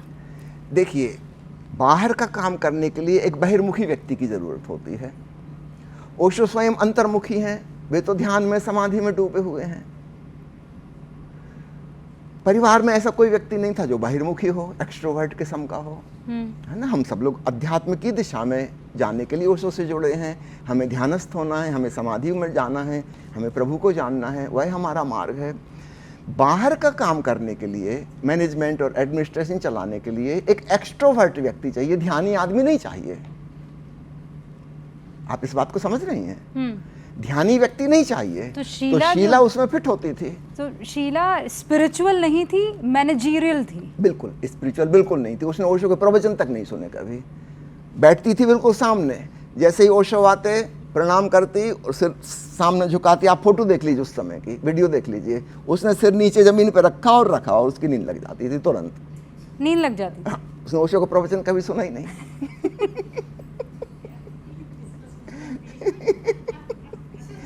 ध्यान से कोई लेना देना नहीं, जिंदगी में कभी ध्यान नहीं किया। हाँ। तो ऐसे व्यक्ति की भी जरूरत होती है। देखिए, एक खेत है, एक बागवान ने बगिया लगाई, प्यारे प्यारे नाजुक नाजुक फूल खिल गए, लेकिन बागुड़ पे तो कैक्टस लगाने पड़ेंगे ना। तो ठीक ऐसा ही जब कोई संस्था बनती है, हाँ, तो उसके भीतर जो कोमल चीजें हैं उनको बचाने के लिए भी बागुड़ पे तो हमें कांटेदार पेड़ लगाने होंगे। तो शीला कांटेदार पेड़ थी जी। लेकिन शीला कहती है कि वो आज भी ओशो को भगवान मानती है। जी। और ओशो से शीला के बारे में जो गलत कहलवाया गया वो उन्हें ड्रग्स देकर कहलवाया गया। ये ऑन रिकॉर्ड्स है जो शीला कहती हैं। शीला वहां थी नहीं, उसके बारे में क्या कहा उसको कैसे पता, कैसे कहा है। ओशो ने जो कहा है वो 20,000 लोगों के बीच में मंच पे बैठ के कहा है। कोई आदमी ड्रग्स लेकर 2 घंटे का प्रवचन दे सकता है क्या? वो तो आप बता सकते हैं। बेहुदी बात है। उनके किसी प्रवचन में आपको ऐसा लगता है कि ये आदमी नशा करता है? जो इतनी लॉजिकल माइंड से बात कर रहा है, हर चीज के लिए आर्गुमेंट्स और तर्क दे रहा है, ये किसी नशलची व्यक्ति का लक्षण है क्या? उन्होंने जो भी कहा है उसके पूरे पूरे प्रमाण सहित कहा है। तो चलिए प्रश्नों का सिलसिला स्वामी जी, स्वागत है। मैं शुरू करती हूँ। पहला सवाल कौन लेगा? Ladies first. लेडीज फर्स्ट, आप बताइए। ओशो के व्यूज पढ़ो तो हम हैरान रह जाते हैं। उनका ये कहना था जीवन ही परमात्मा है, मत ढूंढो। बात तो सच है, बात तो बिल्कुल सच है। लेकिन जब आप ये कहते हैं कि ओशो ने ये कहा तो लोग थोड़ा सा दाएं बाएं हो जाते हैं। इसको थोड़ा सा मतलब ओशो की पर्सनालिटी ऐसी थी कि बात बड़ी करते थे लेकिन लोग मानने को राजी नहीं होते थे। ओशो चाहते भी नहीं है कि कोई उनकी बात माने, है ना। उनका कहना है मानो मत जानो, है ना, तुम स्वयं पता लगाओ। ओशो ने कह दी कि जीवन परमात्मा है, इसको सुन के आपको तो पता नहीं लग गया, ना आपको जीवन का पता है ना परमात्मा का पता है। तो इसकी खोजबीन करनी होगी, साधना करनी होगी, ध्यान करना होगा। तो ओशो चाहते भी नहीं है कि उनकी बात मानी जाए, इसलिए उन्होंने जानबूझकर अपना ऐसा व्यक्तित्व रचा कि उनकी बात कोई मान ना सके। आती हूँ। मेरा सवाल ये है कि ओशो हमेशा ये बोलते थे कि भगवान मर चुका है, और फिर वो अपने ऑरेगन यूएसए के रजनीशपुरम में ये नारे लगवाते थे कि भगवान रजनीश ओशो ऐसे करके। और वहाँ पर अक्सर कई आतंकवादी घटनाएं, और वहाँ पे आरोप लगा था कि उस ज़मीन को जो वहाँ पे है, जहाँ पे आपने रजनीशपुरम बनाया अपना आश्रम, वो कब्ज़ा करी हुई है और बाहर के लोग अभी भी उससे संघर्ष कर रहे हैं कि ज़मीन वापस हो। तो क्या ऐसा करके अपने ओशो इन्फ्लुएंस करना चाहता था लोगों को? देखिए, इसमें अधिकांश बातें बिल्कुल बेबुनियाद। उनका क्या उत्तर दूं मैं, है ना। वहाँ की ज़मीन खरीदी हुई थी। एक डेमोक्रेटिक कंट्री में कोई आदमी जाके 64,000 एकड़ ज़मीन पर कब्जा कैसे कर लेगा? क्या पागलपन की बात है। खरीदी हुई ज़मीन है, ओशो के सन्यासियों ने पैसा इकट्ठा किया और ख़रीदी थी, है ना। दूसरी बात, आपने कहा ओशो हमेशा कहते थे भगवान मर चुका है। माफ़ करिए, ये ओशो का वचन नहीं है। उन्होंने हमेशा कोट किया है कि फ्रेडरिक नीत्शे ने कहा है द गॉड इज़ डेड। आप पूरा वचन बोलिए। ओशो ने जहाँ कहीं कहा है फ्रेडरिक नीत्शे का नाम लेके कहा है। मेरा नाम सुनील कुमार हुआ। 3 नाम का एक व्यक्ति, पहले चंद्रमोहन, फिर रजनीश, उसके बाद ओशो, जो ना किसी विचारधारा को मानता था, ना किसी ग्रंथ को मानता था, ना किसी धर्म को मानता था। और आखिर क्या वजह थी जो भारत छोड़ कर अमेरिका जाना पड़ा? क्या वो लग्जरी लाइफ देना चाहते थे, या फिर भारत से उनका मोह भंग हो गया था? ये हर यंगस्टर के जहन में ये प्रश्न है। एक ऐसे गुरु जिनके पास मेरे ख्याल से साल भर की एक, अगर आप लगा दें, 365 रोल्स रॉयस थी, वो जो भोगने में विश्वास रखने वाले थे, क्या ये बात सच है कि वो अमीरों के भगवान थे? पहले उनका जवाब दे दूं। दोनों। भारत से क्यों जाना पड़ा? जैसा कि मैंने बताया कि वे राजनीति के खिलाफ थे, तो जो भी राजनीतिक पोस्ट पर होगा, मंत्री होगा, प्रधानमंत्री होगा, मुख्यमंत्री होगा, वह उनका दुश्मन होगा ही होगा, पक्का 100% श्योर, क्योंकि उनसे उनकी पट ही नहीं सकती। जैसे मैंने कहा कि गुजरात में सरकार उनको 600 एकड़ ज़मीन देने वाली थी गिफ्ट आश्रम बनाने के लिए, और उसी समय उन्होंने गांधी के खिलाफ प्रवचन माला शुरू की गुजरात से ही। नेचुरली सरकार तो नहीं दे सकती, सरकार तो अगेंस्ट हो जाएगी। और प्रधानमंत्री मोरारजी देसाई उनके सख्त दुश्मन थे। ये दुश्मनी कई सालों पहले से चली आ रही है ना। वो कहानी लंबी चौड़ी हो जाएगी कहूँगा तो मैं शार्ट में बता रहा। कई सालों पहले से एक बार इंदिरा गांधी ने ओशो को बुलाया था विचार विमर्श के लिए दिल्ली, और कहा था कि मैं जो करना चाहती हूँ आपकी देशना के अनुसार करना चाहती हूँ, लेकिन लोग अड़ंगे बनते हैं, मेरे ही लोग, मेरी ही पार्टी के लोग, वो मुझे करने नहीं देते, स्टेप नहीं उठाने देते। तो ओशो ने कहा कि ऐसे लोगों को निकाल बाहर करो। कौन है वो लोग? ओशो वापस जबलपुर पहुंचे, दूसरे दिन अखबार में छपा था मोरारजी देसाई को निकाल दिया गया। उस समय शायद वो वित्त मंत्री थे या क्या थे, मुझे एग्जैक्टली नहीं पता। मोरारजी देसाई को पता है कि उनकी वजह से ही इनको निकाला गया है, तो वो तो बदला लेंगे। बाद में वो प्रधानमंत्री बन गए। उन्होंने इतनी कठिन स्थितियां खड़ी कर दी कि यहाँ पे जीवित रहना ही संभव नहीं है। ओशो जिस दिन अमेरिका के लिए यहाँ से छोड़ के गए हैं, उसके 4 दिन पहले बम विस्फोट किए गए आश्रम में। ओशो के घर के पीछे, एक मेडिकल सेंटर के पीछे और एक बुक्स की गोडाउन में बम विस्फोट हुआ। पूरी बुक्स गोडाउन में आग लगा दी गई। इसके पहले ओशो के ऊपर हमले किए गए, छुरा फेंका गया, और आश्चर्य की बात है 5000 लोग बैठ के सुन रहे हैं जिनके बीच में छुरा फेंका गया है ना। उस व्यक्ति ने चिल्ला के कहा कि मैं आपको ख़त्म करना चाहता हूँ, ये वो 2-4 वाक्य बोल के उसने छुरा फेंका। छुरे की आवाज़ आई, छुरा टकराया, खम्भे से नीचे गिरा। ओशो 1 मिनट के लिए मौन हो गए, फिर ओशो ने अपना प्रवचन देना शुरू कर दिया। अब देखिए 5000 लोग चश्मदीद गवाह हैं। ये पूरी बात रिकॉर्ड हो गई, क्योंकि ओशो का प्रवचन तो रिकॉर्ड हो रहा था, इस आदमी का छुरा फेंकना भी रिकॉर्ड हो गया। और वह पुलिस में खबर करके आया था कि मैं ऐसा करने जा रहा हूँ, और पुलिस वाले 1 मिनट बाद आए। ये सब तय हो गया होगा कि कितने बजे छुरा फेंकेंगे। उसके 1 मिनट बाद आए, ओशो को बचाने के लिए नहीं, उस आदमी को बचाने के लिए। लेकिन ओशो के शिष्यों ने उसके साथ कोई भी हिंसात्मक व्यवहार नहीं किया, एक चांटा भी उसको नहीं मारा। ओशो ने इस बात की तारीफ की अगले दिन कि तुमने वही किया जो तुम्हें करना चाहिए था। उसने क्या किया उसकी वो जाने। अब आगे की कहानी सुनिए। उस जमाने के सबसे बड़े वकील श्री राम जेठमलानी ओशो की तरफ से केस लड़े और लोअर कोर्ट में ही हार गए। क्यों? क्योंकि सरकार चाहती नहीं कि जीतो। मतलब आप ये कह रहे हैं कि हिंदुस्तान की सरकार ओशो की दुश्मन थी? बिल्कुल दुश्मन, मारने के पीछे तुले हुए, हिंसात्मक जब व्यवहार करने लगे। जब वो बम विस्फोट हुए, उसके बाद फिर ये निर्णय किया गया कि इस देश को छोड़ के जाना होगा। पर स्वामी जी, ये भी तो सच है कि इस देश को वो छोड़कर तो गए, लेकिन जब 21 देशों ने उनके मुंह पर दरवाजे बंद कर दिए, तो यही भूमि थी जिन्होंने वापस उनको लिया भी। जी देखिए, तब तक शासनकाल बदल चुका था, मोरारजी देसाई सत्ता से हट चुके थे, सारी बात बदल चुकी थी। इसलिए उन्होंने, और यह देश उनको निकाल नहीं सकता क्योंकि उनकी जन्मभूमि है, यहाँ का तो पासपोर्ट होल्डर है वो। दूसरे देश निकाल सकते हैं, भारत तो नहीं निकाल सकता, यहाँ के तो मूल निवासी हैं। और तब तक सरकार बदल चुकी थी, और सरकार ने जब ये संकेत दिया कि हम सपोर्ट करेंगे, या सपोर्ट नहीं करेंगे तो कम से कम व्यवधान नहीं डालेंगे, हम इतना आगे बढ़ ही चुके हैं। तो आप कह रहे हैं मोरारजी देसाई और ओशो में कभी भी दोस्ती नहीं थी, वो इनफैक्ट ओशो के दुश्मन थे। लेकिन कौन से ऐसे चेहरे हैं जो उनको चाहते थे? मैं राजनीतिक रूप से आपसे पूछ रही हूँ। जो एक समय था जब इंदिरा गांधी उन्हें चाहती थी, ये बात है काफ़ी पहले की, है ना। और उनको मशवरा लेने के लिए भी 1-2 बार उनको दिल्ली बुलाया गया था, जब जबलपुर में रहते थे वो। लेकिन बाद में जब इंदिरा गांधी ने इमरजेंसी लागू की, तब ओशो उनके खिलाफ हो गए, है ना। एक बार वो पूना आई थी और उनका अपॉइंटमेंट था ओशो से मिलने का, और लास्ट मोमेंट में वह कैंसिल किया गया कि उनके जो भी एडमिनिस्ट्रेटिव ऑफिसर रहे होंगे, उन्होंने कहा कि आपका ओशो आश्रम में जाना बहुत बदनामी फैला देगा, आप नहीं जाइए। तो उनको रोका गया, अदरवाइज अपॉइंटमेंट बुक था ओशो से मिलने का। तो इंदिरा गांधी उनके विचारों को पढ़ती थी, सुनती थी, समझती थी, लेकिन जब उन्होंने इमरजेंसी लागू की और डिक्टेटरशिप की, ओशो उसके सख्त खिलाफ हो गए और क्या ओशो ने क्या उनके विरोध सोचते में थे किया। ओशो, क्या कहते थे? हम्म?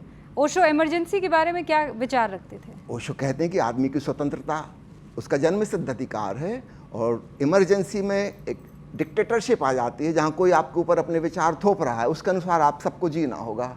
ओशो इसके सख्त खिलाफ थे। वे कहते थे हर व्यक्ति की अपनी स्वतंत्र है, उसके विचार स्वतंत्र हैं, सबको अपने अपने ढंग से जीने का अवसर मिलना चाहिए एक डेमोक्रेटिक कंट्री में।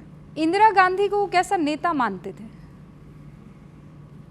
दो हिस्से हो गए। इमरजेंसी के पहले तक इंदिरा गांधी की दूसरी छवि थी उनके पास, और जब इमरजेंसी लागू हुई और उसमें जो जो अत्याचार किए गए, उसके बाद उन्होंने बिल्कुल उनसे सहमत नहीं हुए कभी। अच्छा, कुछ और सवाल? मैं आती हूँ। नमस्कार, मेरा नाम प्रज्ञा मिश्रा है। मेरा ये सवाल है कि अभी मतलब हमें पता है कि ओशो को 21 देशों में बैन कर दिया था, तो क्या उनके जो विचार हैं वह लोगों के बीच में विभाजन और असहमति का भाव प्रकट करते हैं? ओशो के विचार यूनिक विचार हैं, मौलिक, ओरिजिनल, ठीक है।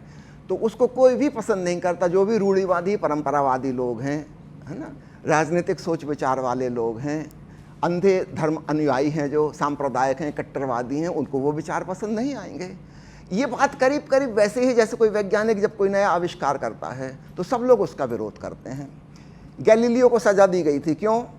क्योंकि उसने दूरबीन बना के ग्रह नक्षत्रों का अध्ययन किया था और वो बातें बताई थी जो बाइबल के खिलाफ हैं। बाइबल के खिलाफ हैं। आपको पता है क्या सजा मिली थी? गैलीलियो के जो संगी दूसरा वैज्ञानिक था, उसको चौराहे पे खड़ा करके लकड़ियों से ढांक के और आग लगा दी गई थी। जिंदा जलाया गया था। 1 लाख से ज़्यादा आदमी देखने खड़े हुए थे, क्योंकि उसने ग्रह नक्षत्रों के बारे में वो बातें बताई जो बाइबल से मैच नहीं करती। और गैलीलियो को आजीवन कारावास दिया गया था, आजीवन कैद में ही मृत्यु होगी। तो जब भी कोई व्यक्ति एक नए सत्य की अभिव्यक्ति करता है, चाहे वह विज्ञान का क्षेत्र हो, चाहे फिलॉसफी का, चाहे अध्यात्म का, हमेशा ही लोग इसके विरोधी होते हैं। जीसस क्राइस्ट को क्यों सूली पर चढ़ाया गया था, बताइए? ईसा मसीह को क्यों सूली लगाई गई थी? लोगों ने पसंद नहीं किया था, किसी ने पसंद नहीं किया था। वो जो कह रहे थे अपने दिल की बात कह रहे थे, जो उन्होंने स्वयं जाना है। और कट्टरपंथी सांप्रदायिक लोग कह रहे थे ये बात गलत है, हमारे धर्म ग्रंथ में तो ऐसा नहीं लिखा। नहीं, पर स्वामी जी, ईसा मसीह के तो खिलाफ ओशो भी थे मेरे ख्याल से।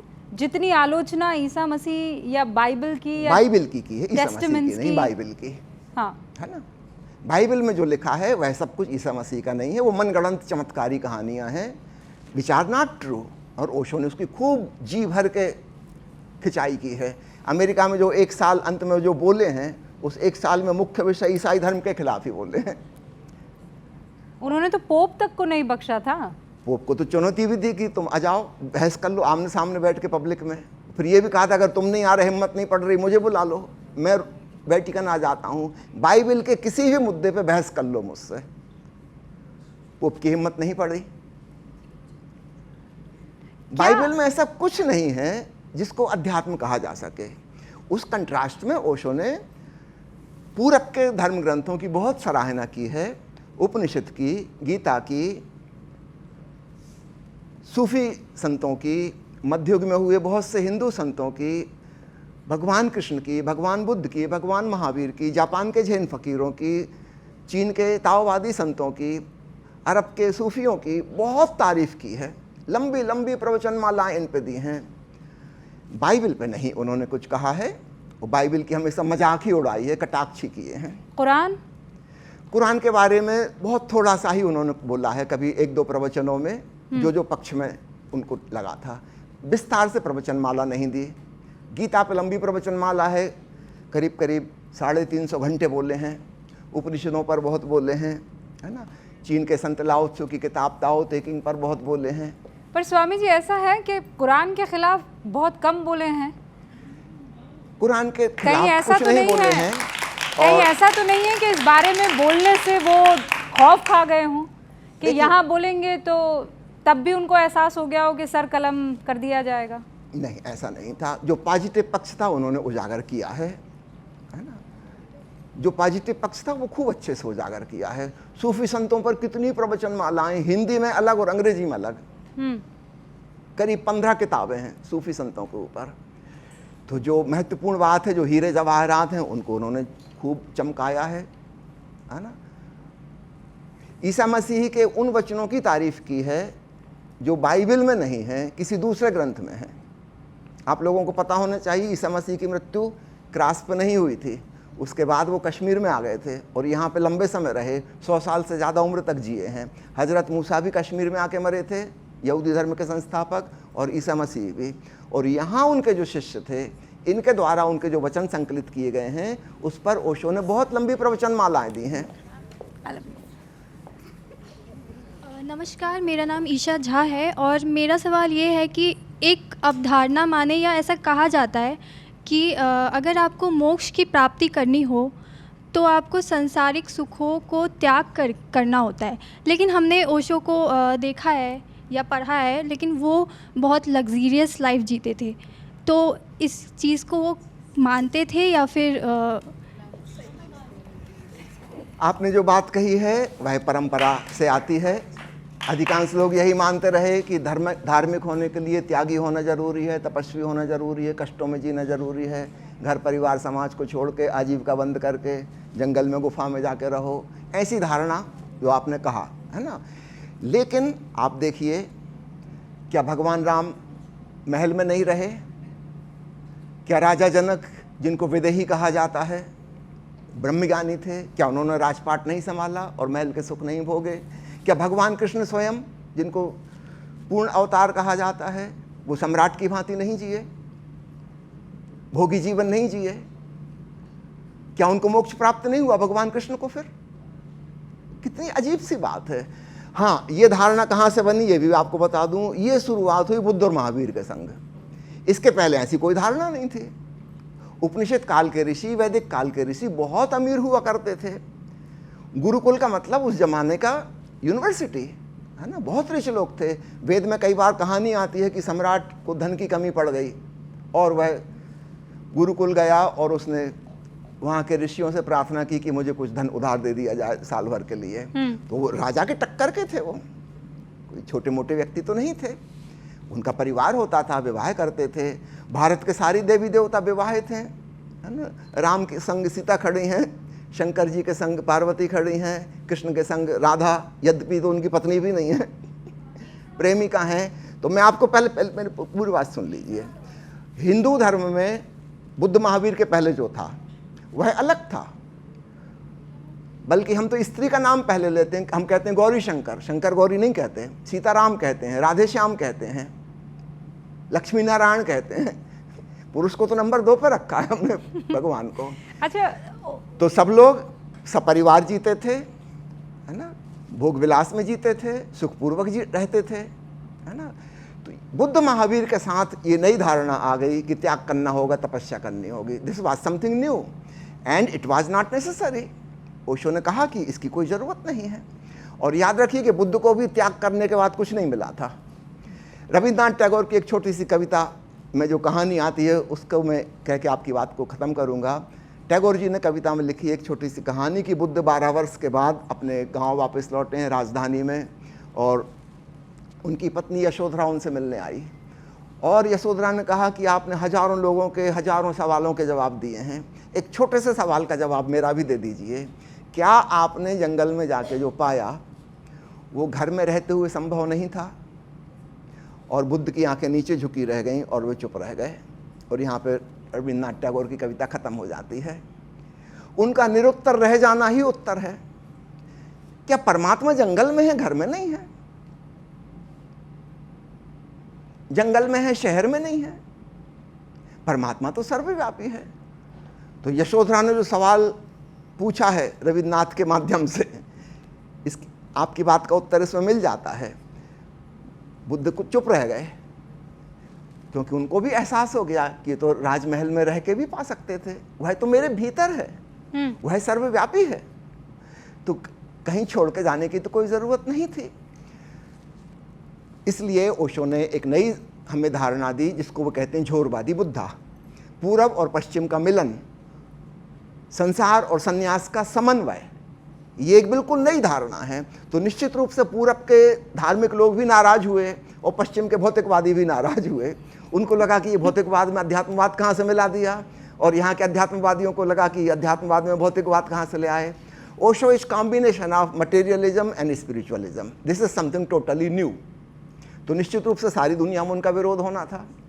नहीं, पर जो सामाजिक ताना बाना था वो उसको बहुत पसंद नहीं करते थे, और इसीलिए एक कदम आगे जाकर क्या परिवार के खिलाफ, शादी के खिलाफ ओशो थे?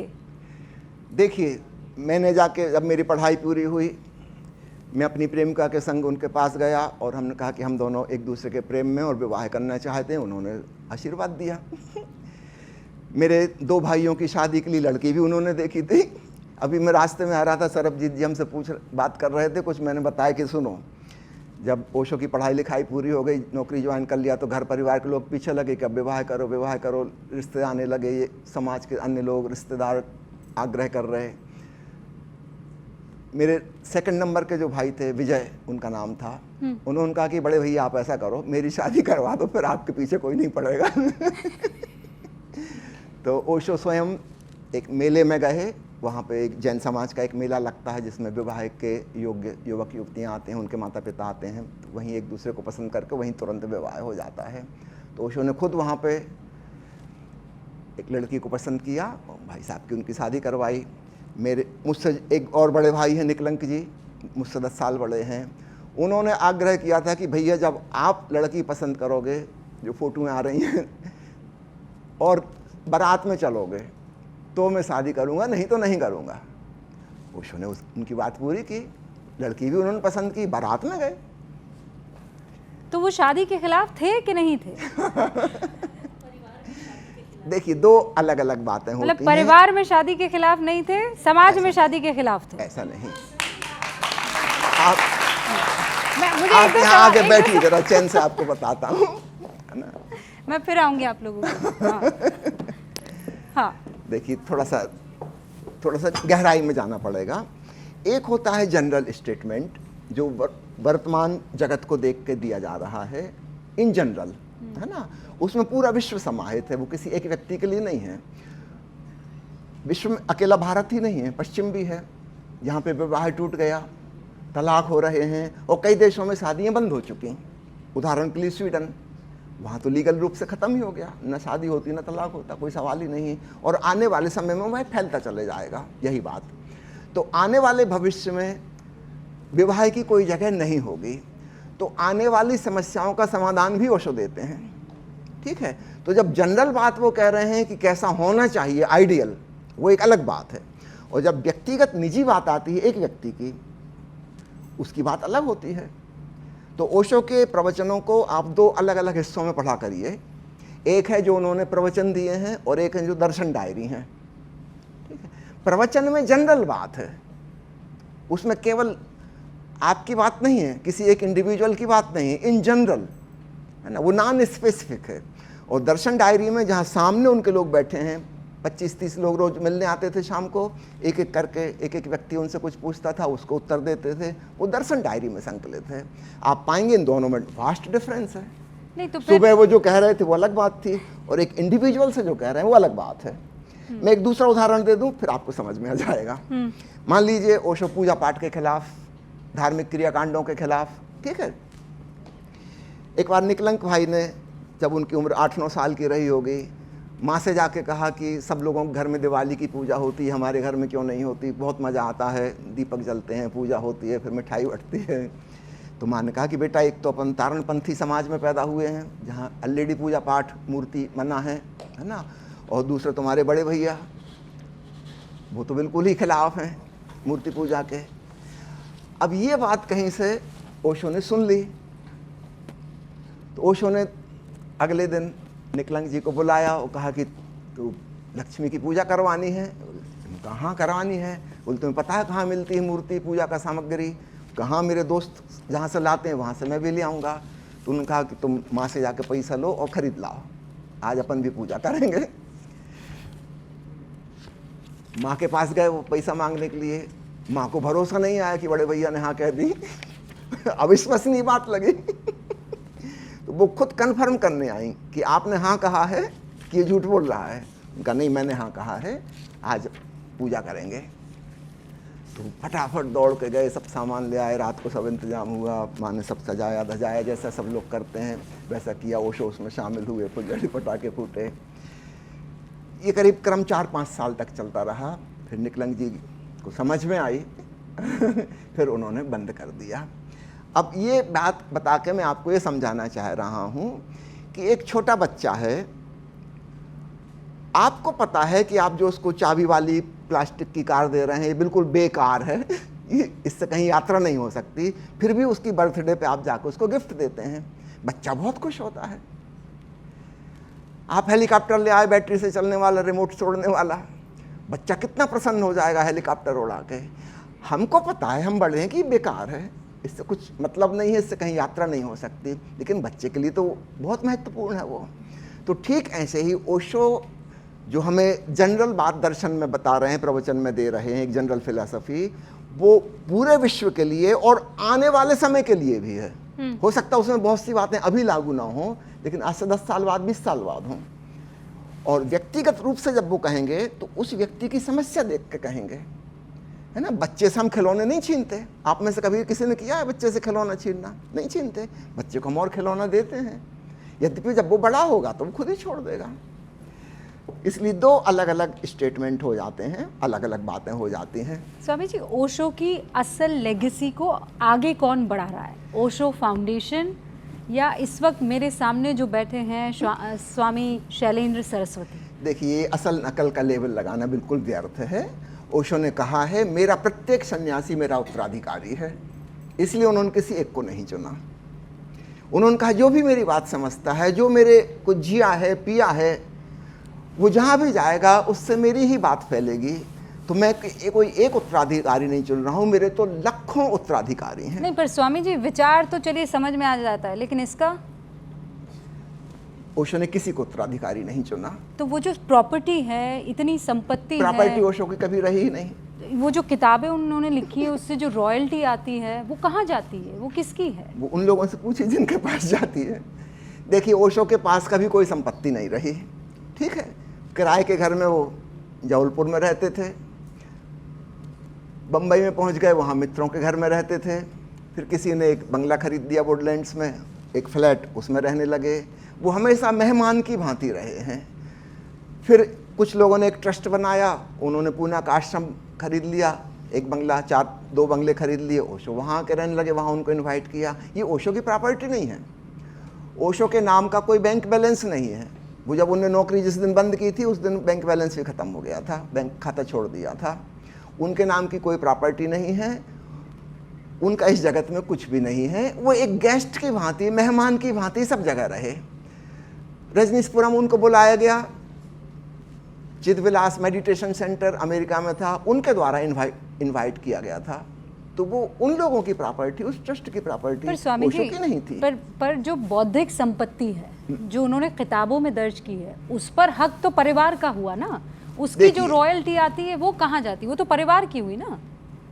इतनी क्षुद्र बातों को ओशो कोई महत्व नहीं देते, और ना ही उनके परिवार का कोई व्यक्ति देता। कई लोग मुझसे पूछते हैं रोल्स रॉयस कहाँ गई? मुझे क्या पता कहाँ गई। Who cares about Rolls Royce?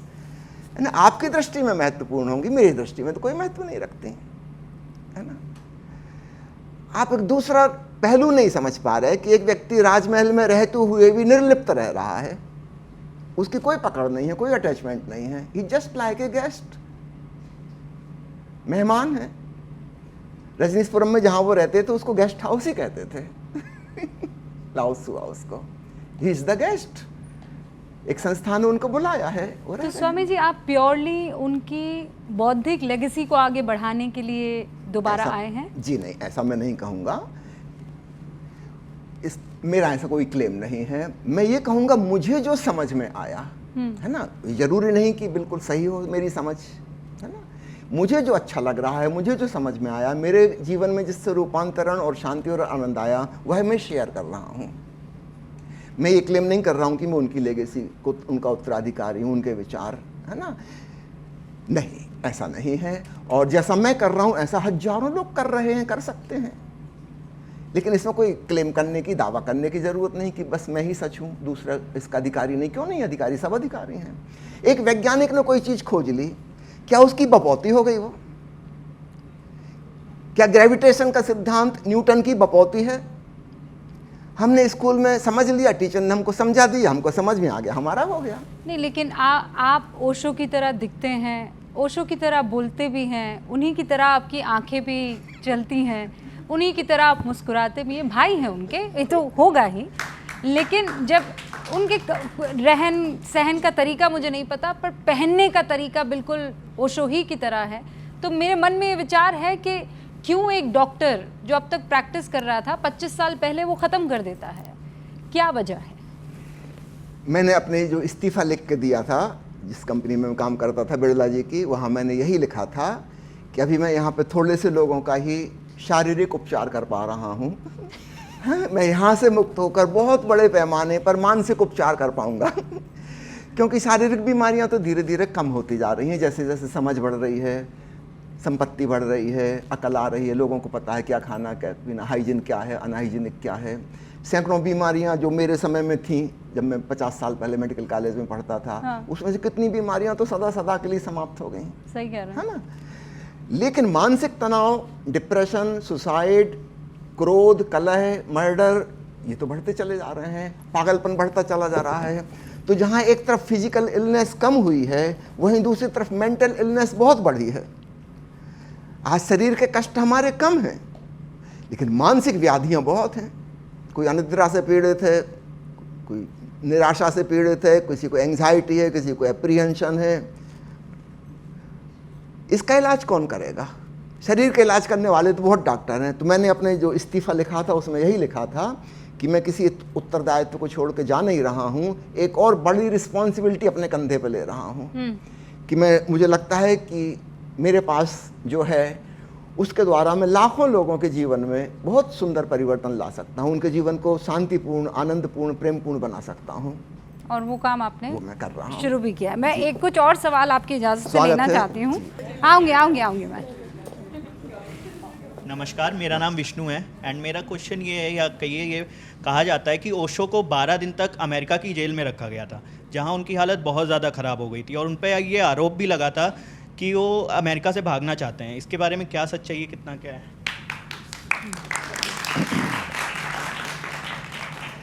पहले थोड़ी सी वहाँ की पृष्ठभूमि बता दूं, फिर ये वाली बात समझ में आएगी। आवाज़ थोड़ी सी तेज़ कर देंगे आप ताकि सुन पाए हम? यहाँ से स्वामी जी को सुन नहीं पा रहे हैं ऑडियंस।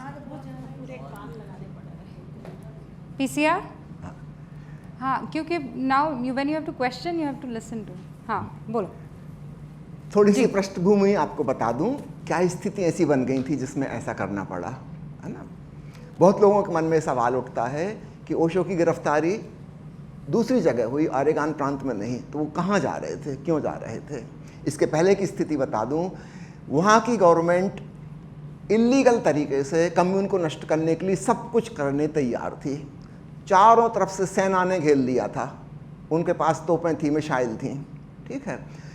वो चाहते थे किसी भी तरह ओशो इस जगह को छोड़ के जाएं ताकि उनके कम्यून नष्ट हो जाए, सब लोग छोड़ के भाग जाएं। डराने धमकाने की खूब कोशिश की गई। रजनीशपुरम के ऊपर से बमबरसक विमान गुजरा करते थे जब ओशो प्रवचन दे रहे हैं, उस समय पूरा प्रवचन डिस्टर्ब करने के लिए, और इतने नीचे 20 फुट ऊपर से, जबकि दिस इज इलीगल। किसी रहवासी इलाके में रेसिडेंशियल प्लेस के ऊपर 20 फुट ऊपर से बमबरसक विमान गुजरे हैं, ये तो गैर कानूनी है। दहशत पैदा करने की कोशिश की जा रही सरकार के द्वारा कि अब बम गिरा, अब बम गिरा, अब हमारे लोग भागे यहाँ से छोड़ छोड़ के, लेकिन कोई भी नहीं गया। हम लोग एंजॉय करते थे, जब वो विमान की जोर की आवाज़ आए, ओशो 1 मिनट के लिए चुप हो जाते, फिर बोलने लगते। मौत का किसी को कोई खौफ ही नहीं। सदगुरु के निकट जब कोई शिष्य बैठते हैं, वे जीवन मृत्यु के पार चले जाते हैं, मरने से भी कोई नहीं डरता था वहाँ। तो सरकार ने सोचा कि फिर क्या करें, है ना। और लोगों ने यह भी कह दिया था, अखबारों में घोषणा कर दी थी शिष्यों ने कि अगर ओशो को गिरफ्तार करने यहाँ पुलिस आएगी तो पहले हम सड़क पर लेट जाएंगे, हमारे ऊपर से गाड़ियाँ गुजारना, पहले 5000 लोग मरेंगे तब आप ओशो तक पहुँच पाओगे। ओशो ने बहुत करुणापूर्ण एक उपाय निकाला इस जगह से बाहर जाके गिरफ्तार होने का। नहीं तो ये 5,000 लोगों को रोक नहीं सकते और गवर्नमेंट भी रुकने वाली नहीं, है ना। तो 5,000 लोगों का खून खराबा हो, इससे बेहतर है वो यहाँ से निकल जाएं। तो लोगों ने तो आरोप लगाया अमेरिका छोड़ के जा रहे थे। छोड़ के नहीं जा रहे थे, अगर छोड़ के जा रहे थे फिर दूसरी जगह जाके उतरते क्यों, है ना। और वहाँ उतरते ही से उनको अरेस्ट कर लिया गया। याद रखिएगा, पुलिस ने अरेस्ट नहीं किया, पुलिस ने इनकार कर दिया था, भाई पहले गिरफ्तारी वारंट तो दो। जजों को फोर्स किया गया गिरफ्तारी वारंट निकालो। उनका किस बात का निकालें, भाई इस आदमी ने कुछ किया हो, कोई अपराध, कोई सबूत, कोई कंप्लेंट, तब हम गिरफ्तारी वारंट निकालें। तो जज ने मना कर दिया, पुलिस ने मना कर दिया, तब सरकार ने सेना को बुलाया, क्योंकि सेना बिना अरेस्ट वारंट के भी गिरफ्तार कर सकती है। तो सैनिक अधिकारियों ने ओशो को वहाँ गिरफ्तार किया। मैं इसको इस ढंग से कहना चाहूँगा, 5,000 लोगों की जान बचाने के लिए, और अमेरिकी सरकार पे भी ये ब्लेम ना लगे भविष्य में कि इन्होंने 5,000 लोगों का खून खराबा किया, इसलिए ओशो ने आउट ऑफ कंपैशन कि मैं ठीक बाहर आके वहाँ गिरफ्तार हो जाता हूँ। शायद इस दृष्टि से आपने ना सोचा हो, लेकिन असली कहानी ये है। ओके। नमस्कार सर, मेरा नाम अर्पिता सिंह है और मेरा आपसे मामूली सा सवाल है। जैसा कि आपने बोला था कि ओशो को आप भगवान नहीं मानते, लोग मानते हैं, उनको भगवान की तरह पूछते हैं, तो ओशो ये कैसे कह सकते हैं कि मैं अगले जन्म किसी और में, मतलब मेरी जो आत्मा है वो किसी और शरीर में नहीं आएगी? तो उन्होंने किस बेसिस पे बोला? साइंटिफिक तरीके से तो मुझे नहीं लगा। ये मेरा पर्सनल सवाल था। और दूसरी चीज़, मैं सिर्फ आपसे जवाब इसका एक ही तर्क में चाहूँगी। आप बोल रहे हैं बार बार 2 तर्क, इसका वो तर्क नहीं था, वो तर्क, तो मैं सिर्फ एक तर्क में आई जवाब चाहूँगी।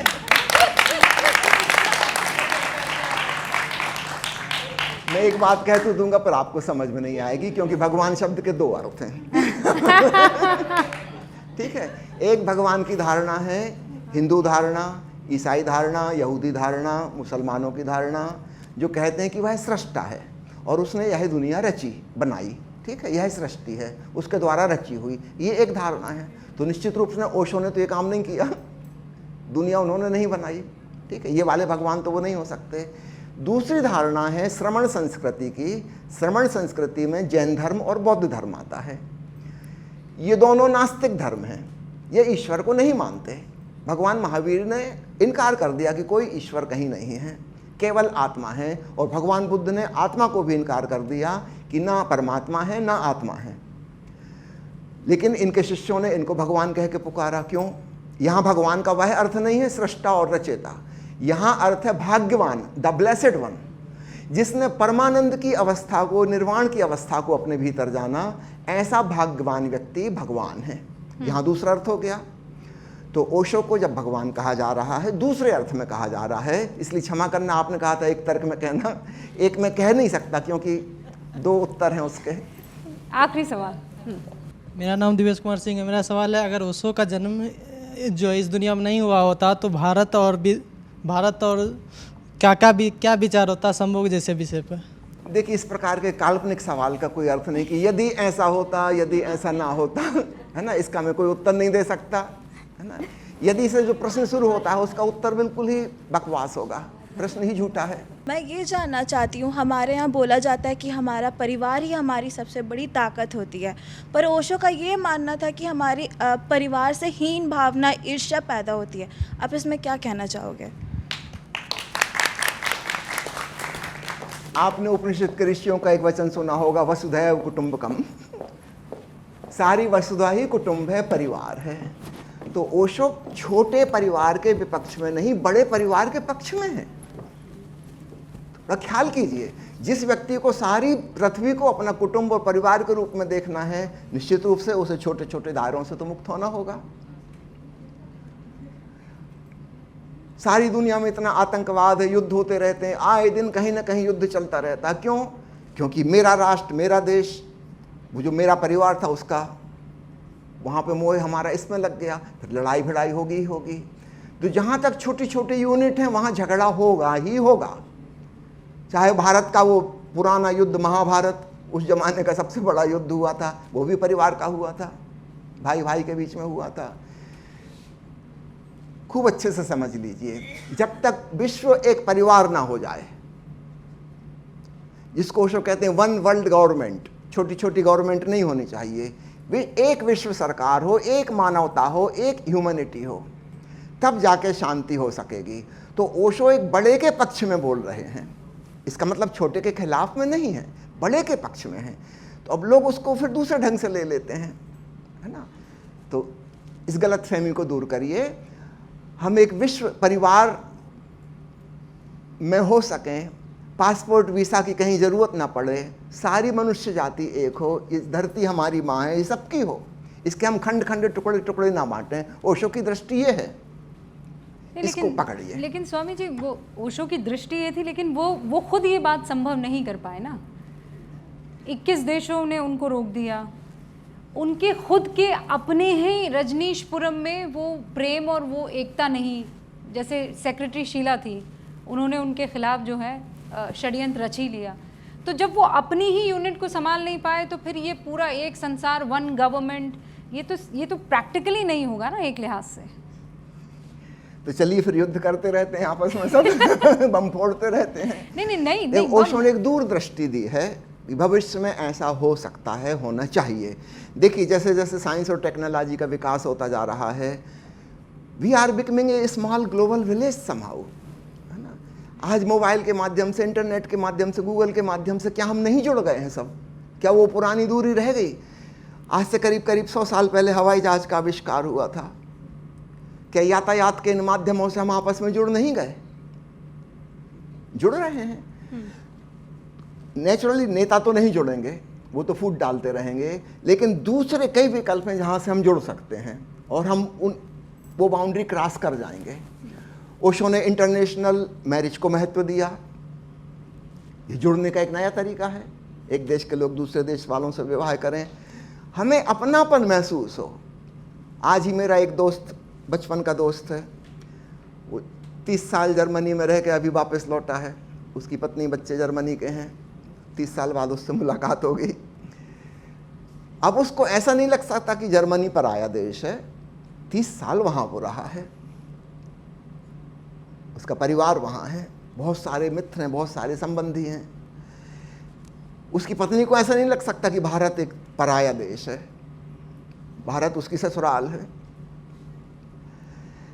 हम ढंग ढंग से कनेक्ट हो सकते हैं और एक विश्व परिवार बन सकता है ना। राजनेताओं की छोड़ दो, वो तो युद्ध करेंगे, मरने दो उनको, है ना। लेकिन ओशो ने जो दृष्टि दी है वो अन्य कई तलों पर लागू हो सकती है, और भविष्य में जो और टेक्नोलॉजी विकसित होगी, है ना, हम और भी ढंग ढंग से जुड़ जाएंगे, एक दूसरे से अलग अलग नहीं रहेंगे। अब जैसे कि कोविड महामारी आई, अचानक हमको पता चला कि बीमारी लोकल नहीं होती, ग्लोबल होती है, और उसका उपाय भी ग्लोबल करना होगा। आप अलग अलग कुछ नहीं कर सकते। ये विश्व की समस्या है, इसका समाधान विश्व स्तर पे हो सकता है, राष्ट्रीय स्तर पर, सामाजिक स्तर पर नहीं हो सकता। स्वामी जी, अब मैं कुछ छोटे छोटे प्रश्न आपसे करना चाहती हूँ, क्योंकि बातचीत बहुत लंबी चली है और बड़ा आनंद भी आया है। मतलब एक बार को ये एहसास नहीं हुआ है कि हम दिशा भटक रहे हैं। पहला ये कि शुरुआत तरन तारण समुदाय से हुई, उसके बाद गांधीवादी लोग उनसे जुड़े, तरन तारण हट गए कि नहीं, ये वो आदमी नहीं है जिसको हम सुनना चाहते थे, वो हटे। फिर चूँकि वो खादी पहनते थे तो महात्मा गांधी के अनुयायी उनके पास आए। फिर उनको लगा नहीं नहीं, ये तो महात्मा गांधी की पसंद की बात नहीं करते हैं, या जो महात्मा गांधी सोचते, तो फिर वो उनसे अलग हट गए। फिर वो लोग आए जो अपने आप को लिटरेट और सोसाइटी को समझने वाले पढ़े लिखे लोग थे, वो भी थोड़ा किनारा कर गए, और फिर उनके जो अनुयायी थे वो सिर्फ हिप्पी रह गए। मतलब वो जो पीछे आपको ये तस्वीर दिखाई दे रही है। तो अनुयायी कौन थे ओशो के? क्या ओशो अपने आप को बड़ा करते गए, या ओशो के बारे में जो एहसास था वो हर पड़ाव पर गलत साबित होता गया और लोग पीछे छूटते गए, और जो बच गए वो थे हिप्पी? चलिए इसको बिल्कुल शुरुआत से शुरू करूं। हाँ। आपने जो कहा लोग हट गए, 90% हट गए, 10% बचे। ठीक है, मान लो ओशो तरन तारण पे बोल रहे हैं, उनकी कोई बात समझा रहे हैं, उसमें फिर 2 बातें आएंगी। कुछ चीज़ें जिसके पक्ष में वो कहेंगे और कुछ चीज़ें जिसके विपक्ष में कहेंगे, जो गलत हैं, अंधविश्वासपूर्ण हैं। संतों की वाणी में सब कुछ संतों की वाणी का नहीं है उस किताब में, कुछ अन्य लोगों ने जोड़ भी दिया है बाद में। इसका तो कोई प्रमाण नहीं किसने क्या किया, है ना। पहले प्रिंट तो होती नहीं थी किताबें, कोई प्रूफ तो बचता नहीं था, हाथ से लिखी जाती थी, तो लोग बदलते रहते थे। आज जो धर्म ग्रंथ हमारे पास हैं इसमें बहुत कुछ जोड़ तोड़ कर दिया गया है। तो ओशो ने जब कहा तो पॉजिटिव पक्ष भी बताया और नेगेटिव पक्ष भी बताया, दोनों चीज़ें कहीं। पॉजिटिव पक्ष को सुनकर लोग उनके पास आए, ठीक है, कि हमारे संत की वाणी को समझा रहे हैं। लेकिन जब नेगेटिव पक्ष को उजागर किया ये गलत है इस ग्रंथ में, तब बहुत सारे लोग 90% लोग छूट जाएंगे, 10% बच जाएंगे जिनको बहुत तीव्र, जिनकी इंटेलिजेंस है, हाई IQ लेवल, वो बच जाएंगे। उन्हें पॉजिटिव नेगेटिव दोनों चीज़ें समझ में आ गई। अब ये वास्तव में ओशो के प्रेमी हैं, तारण तारण के प्रेमी नहीं हैं। फिर वही बात गांधी के संग हुई, गांधी के अनुयायियों के संग हुई। लोगों ने समझा कि ये गांधी के प्रतिनिधि हैं, गांधी जैसे वस्त्र पहनते हैं, है ना। और उनके प्रवचनों में कई जगह महात्मा गांधी के कई घटनाओं का उल्लेख भी आता है उस समय के, आप प्रवचन पढ़ेंगे तो बहुत बड़ी भीड़। आप पुराने चित्र देखेंगे ओशो के ध्यान शिविर के, उसमें अधिकांश लोग सफ़ेद टोपी लगाए हुए बैठे हैं, सैकड़ों लोग टोपी लगाए हुए बैठे हैं। अब ओशो को इसमें से छटनी करनी होगी कि कौन वास्तव में मुझसे जुड़ा है और कौन गलतफहमी में आ गया है। इसलिए जानबूझकर वो गांधी के खिलाफ बोलेंगे ताकि हंगामा खड़ा हो और जिनको जाना है वो जाएं। एक फिल्ट्रेशन, जो वाकई में मुझे प्रेम करते हैं, जो मेरी बात समझ गए, वो रुकेंगे। फिर वही लगभग होगा 10% बचेंगे, 90% चले जाएंगे। इसके बाद नेक्स्ट वर्ग जो आया वो था कम्युनिस्ट का, मार्क्सवादियों का, क्योंकि उनको लगा कि ये नास्तिक हैं। ओशो के उस समय के जो प्रवचन आप पढ़ेंगे आपको लगेगा कि घनघोर नास्तिक, इनसे बड़ा कोई नास्तिक नहीं हुआ कभी। मार्क्सवादी नास्तिक होते हैं। उनको लगा कि जैसे हमको एक नेता मिल गया। ओशो ने उनकी गलतफहमी भी 4-5 साल बाद दूर कर दी जब उन्होंने प्रवचन माला दी, समाजवाद से सावधान, बिवेयर ऑफ सोशलिज्म। फिर एक दूसरी प्रवचन माला दी समाजवाद के खिलाफ। वो सारे कम्युनिस्ट तितर-बितर हो गए। उसमें से फिर 10% बच जाएंगे। ये जो बच रहे हैं क्रीम, है ना, दैट इज द फॉलोअर, ये लोग उनके साथ बच रहे हैं। इस बीच में ओशो के संग जो लोग जुड़े हैं, अब ओशो ने फिर एक नया रूप अपनाया। जब उनको भगवान पुकाराने लगा, उन लोगों को सन्यास की दीक्षा देनी शुरू कर दी। वो जो नास्तिक थे वो भी भागे। ये तो उन्होंने सोचे नहीं था कि हम सन्यासी बनेंगे। ओशो ने शर्त लगा दी कि जो सन्यास लिए वो ही सामने बैठेंगे मेरे पास, बाकी लोग now get away from me, है ना। अब जो भावुक किस्म के लोग हैं, है ना, अब संयोग की बात है, ओशो जबलपुर छोड़ के 1970 में मुंबई निवास करने गए। 71, 72, 73 3 साल वहाँ पे रहे। उसी समय हिप्पीज़म फैला था पश्चिम में। This is just a coincidence, है ना। वहाँ से हिप्पी आ रहे थे काठमांडू और गोवा जाने के लिए, भारत की तरफ, धर्म की खोज में, अध्यात्म की खोज में। तो पश्चिम का बहुत बड़ा वर्ग ओशो के पास आने लगा। उस समय ओशो ने पहली बार अंग्रेजी बोलना शुरू की। इसके पहले तक वो अंग्रेजी में कभी नहीं बोले थे। पश्चिम के लोग आना शुरू हो गए। उस समय के कैंप में 2 भाषा बोलते थे, 1 घंटा हिंदी में बोलते थे, फिर आधा घंटा अंग्रेजी में बोलते थे, क्योंकि करीब करीब आधे लोग वो हो गए, है ना। 1974 में पूना का आश्रम मुंबई से शिफ्ट हुए, क्योंकि बहुत लोग आने लगे, वहाँ उतनी जगह ही नहीं थी। यहाँ पे 1 महीने हिंदी, 1 महीने अंग्रेजी में प्रवचन शुरू किया। अब ओशो का दूसरा रूप निखर के आया। उन्होंने पुराने धर्म ग्रंथों को प्रकाश में लाना शुरू किया, एक नया रूप। इसके पहले उनका नास्तिक रूप था कि धर्म के अगेंस्ट में है। अभी धर्म का जो पॉजिटिव पक्ष है उसको उन्होंने उजागर किया। पहले धर्म में जो कंकड़ पत्थर थे उनको हटाया था। अब जो हीरे जवाहरात हैं उस पर से धूल साफ कर रहे हैं। नहीं, पर जो हीरे जवाहरात जिनका, जो अनुयायी जिनका आप जिक्र कर रहे हैं, उन अनुयायियों को लेकर तो बहुत कंट्रोवर्सीज हैं कि वो सारा दिन ड्रग्स का सेवन करते थे, उनकी दुनिया ही अलहदा थी, उनको मतलब हवा में वो जीते थे, उनको फ्री सोसाइटी चाहिए थी, उनको कोई नियम का पालन नहीं करना था, उनको कोई लाइसेंस नहीं चाहिए था, कोई सर्टिफिकेट नहीं चाहिए था। They wanted to be free soul, जो कि एक डिसिप्लिन सोसाइटी के लिए खतरा साबित हो सकती है। ये ओशो की शिक्षा नहीं थी। मैंने आपको बताया ना, संयोग की बात, ओशो जबलपुर से नौकरी छोड़ के जब बम्बई गए, संयोग की बात है, उसी समय हिप्पीज़म चला था। आपने पूरब और पश्चिम फिल्म देखी होगी मनोज कुमार की, उसी समय की है ये, है ना। तो ये एक बिल्कुल नई घटना थी। Now this is just coincidence कि बंबई में लाखों हिप्पी इकट्ठे आ गए। तो ओशो को ये ओशो ने थोड़ी सिखाया उनको। पर ओशो को ये अनुयायी पसंद थे कि नापसंद थे? पसंद नापसंद का सवाल नहीं, ओशो सबका स्वीकार करते थे, है ना। उन्होंने कभी किसी को अस्वीकार नहीं किया, उन्होंने कभी नहीं कहा, उन्होंने कोई शर्त नहीं लगाई कि मैं किसको संन्यास दीक्षा दूंगा, किसको माला पहनाऊंगा, कोई उनकी तरफ से प्रतिबंध नहीं था। उनका कहना जब परमात्मा ने तुम्हें स्वीकारा है, मैं कौन हूँ अस्वीकार करने वाला। जब हवाएं तुम्हें सांस दे रही हैं, हाँ। सूरज तुम्हें रोशनी देने तैयार है, हु एम आई कि मैं तुमको रिजेक्ट कर दूं। तो ये हिप्पियों की जीवन शैली का आपने जो वर्णन किया वो हिप्पी जीवन शैली थी, ये ओशो की शिक्षा नहीं है। कि संयोग की बात, उस समय वही मौजूद थे और वही अनुयायी बने। अनुयायी मैं आज के परिप्रेक्ष्य में अगर आपसे सवाल पूछूं, क्योंकि मार्क्सवाद के मतलब वो चाट गए थे उनकी किताबों को, लेकिन वो उनकी मुखालिफत करते थे और धुर विरोधी थे उनके तौर तरीकों की। आज की तारीख में हिंदुस्तान में जाति समीकरण को लेकर बहुत चर्चा हो रही है। ओशो होते तो क्या कहते, और ओशो के भाई होने के नाते आप इस तरीके की मांग और जाति के जनगणना को लेकर क्या विचार रखते हैं? देखिए, मैंने आपको बताया था ओशो जब प्राइमरी स्कूल पास हुए थे, जैन शब्द उन्होंने हटा दिया था। इससे आप समझ लीजिए जाति और धर्म में उनके प्रति क्या दृष्टि है।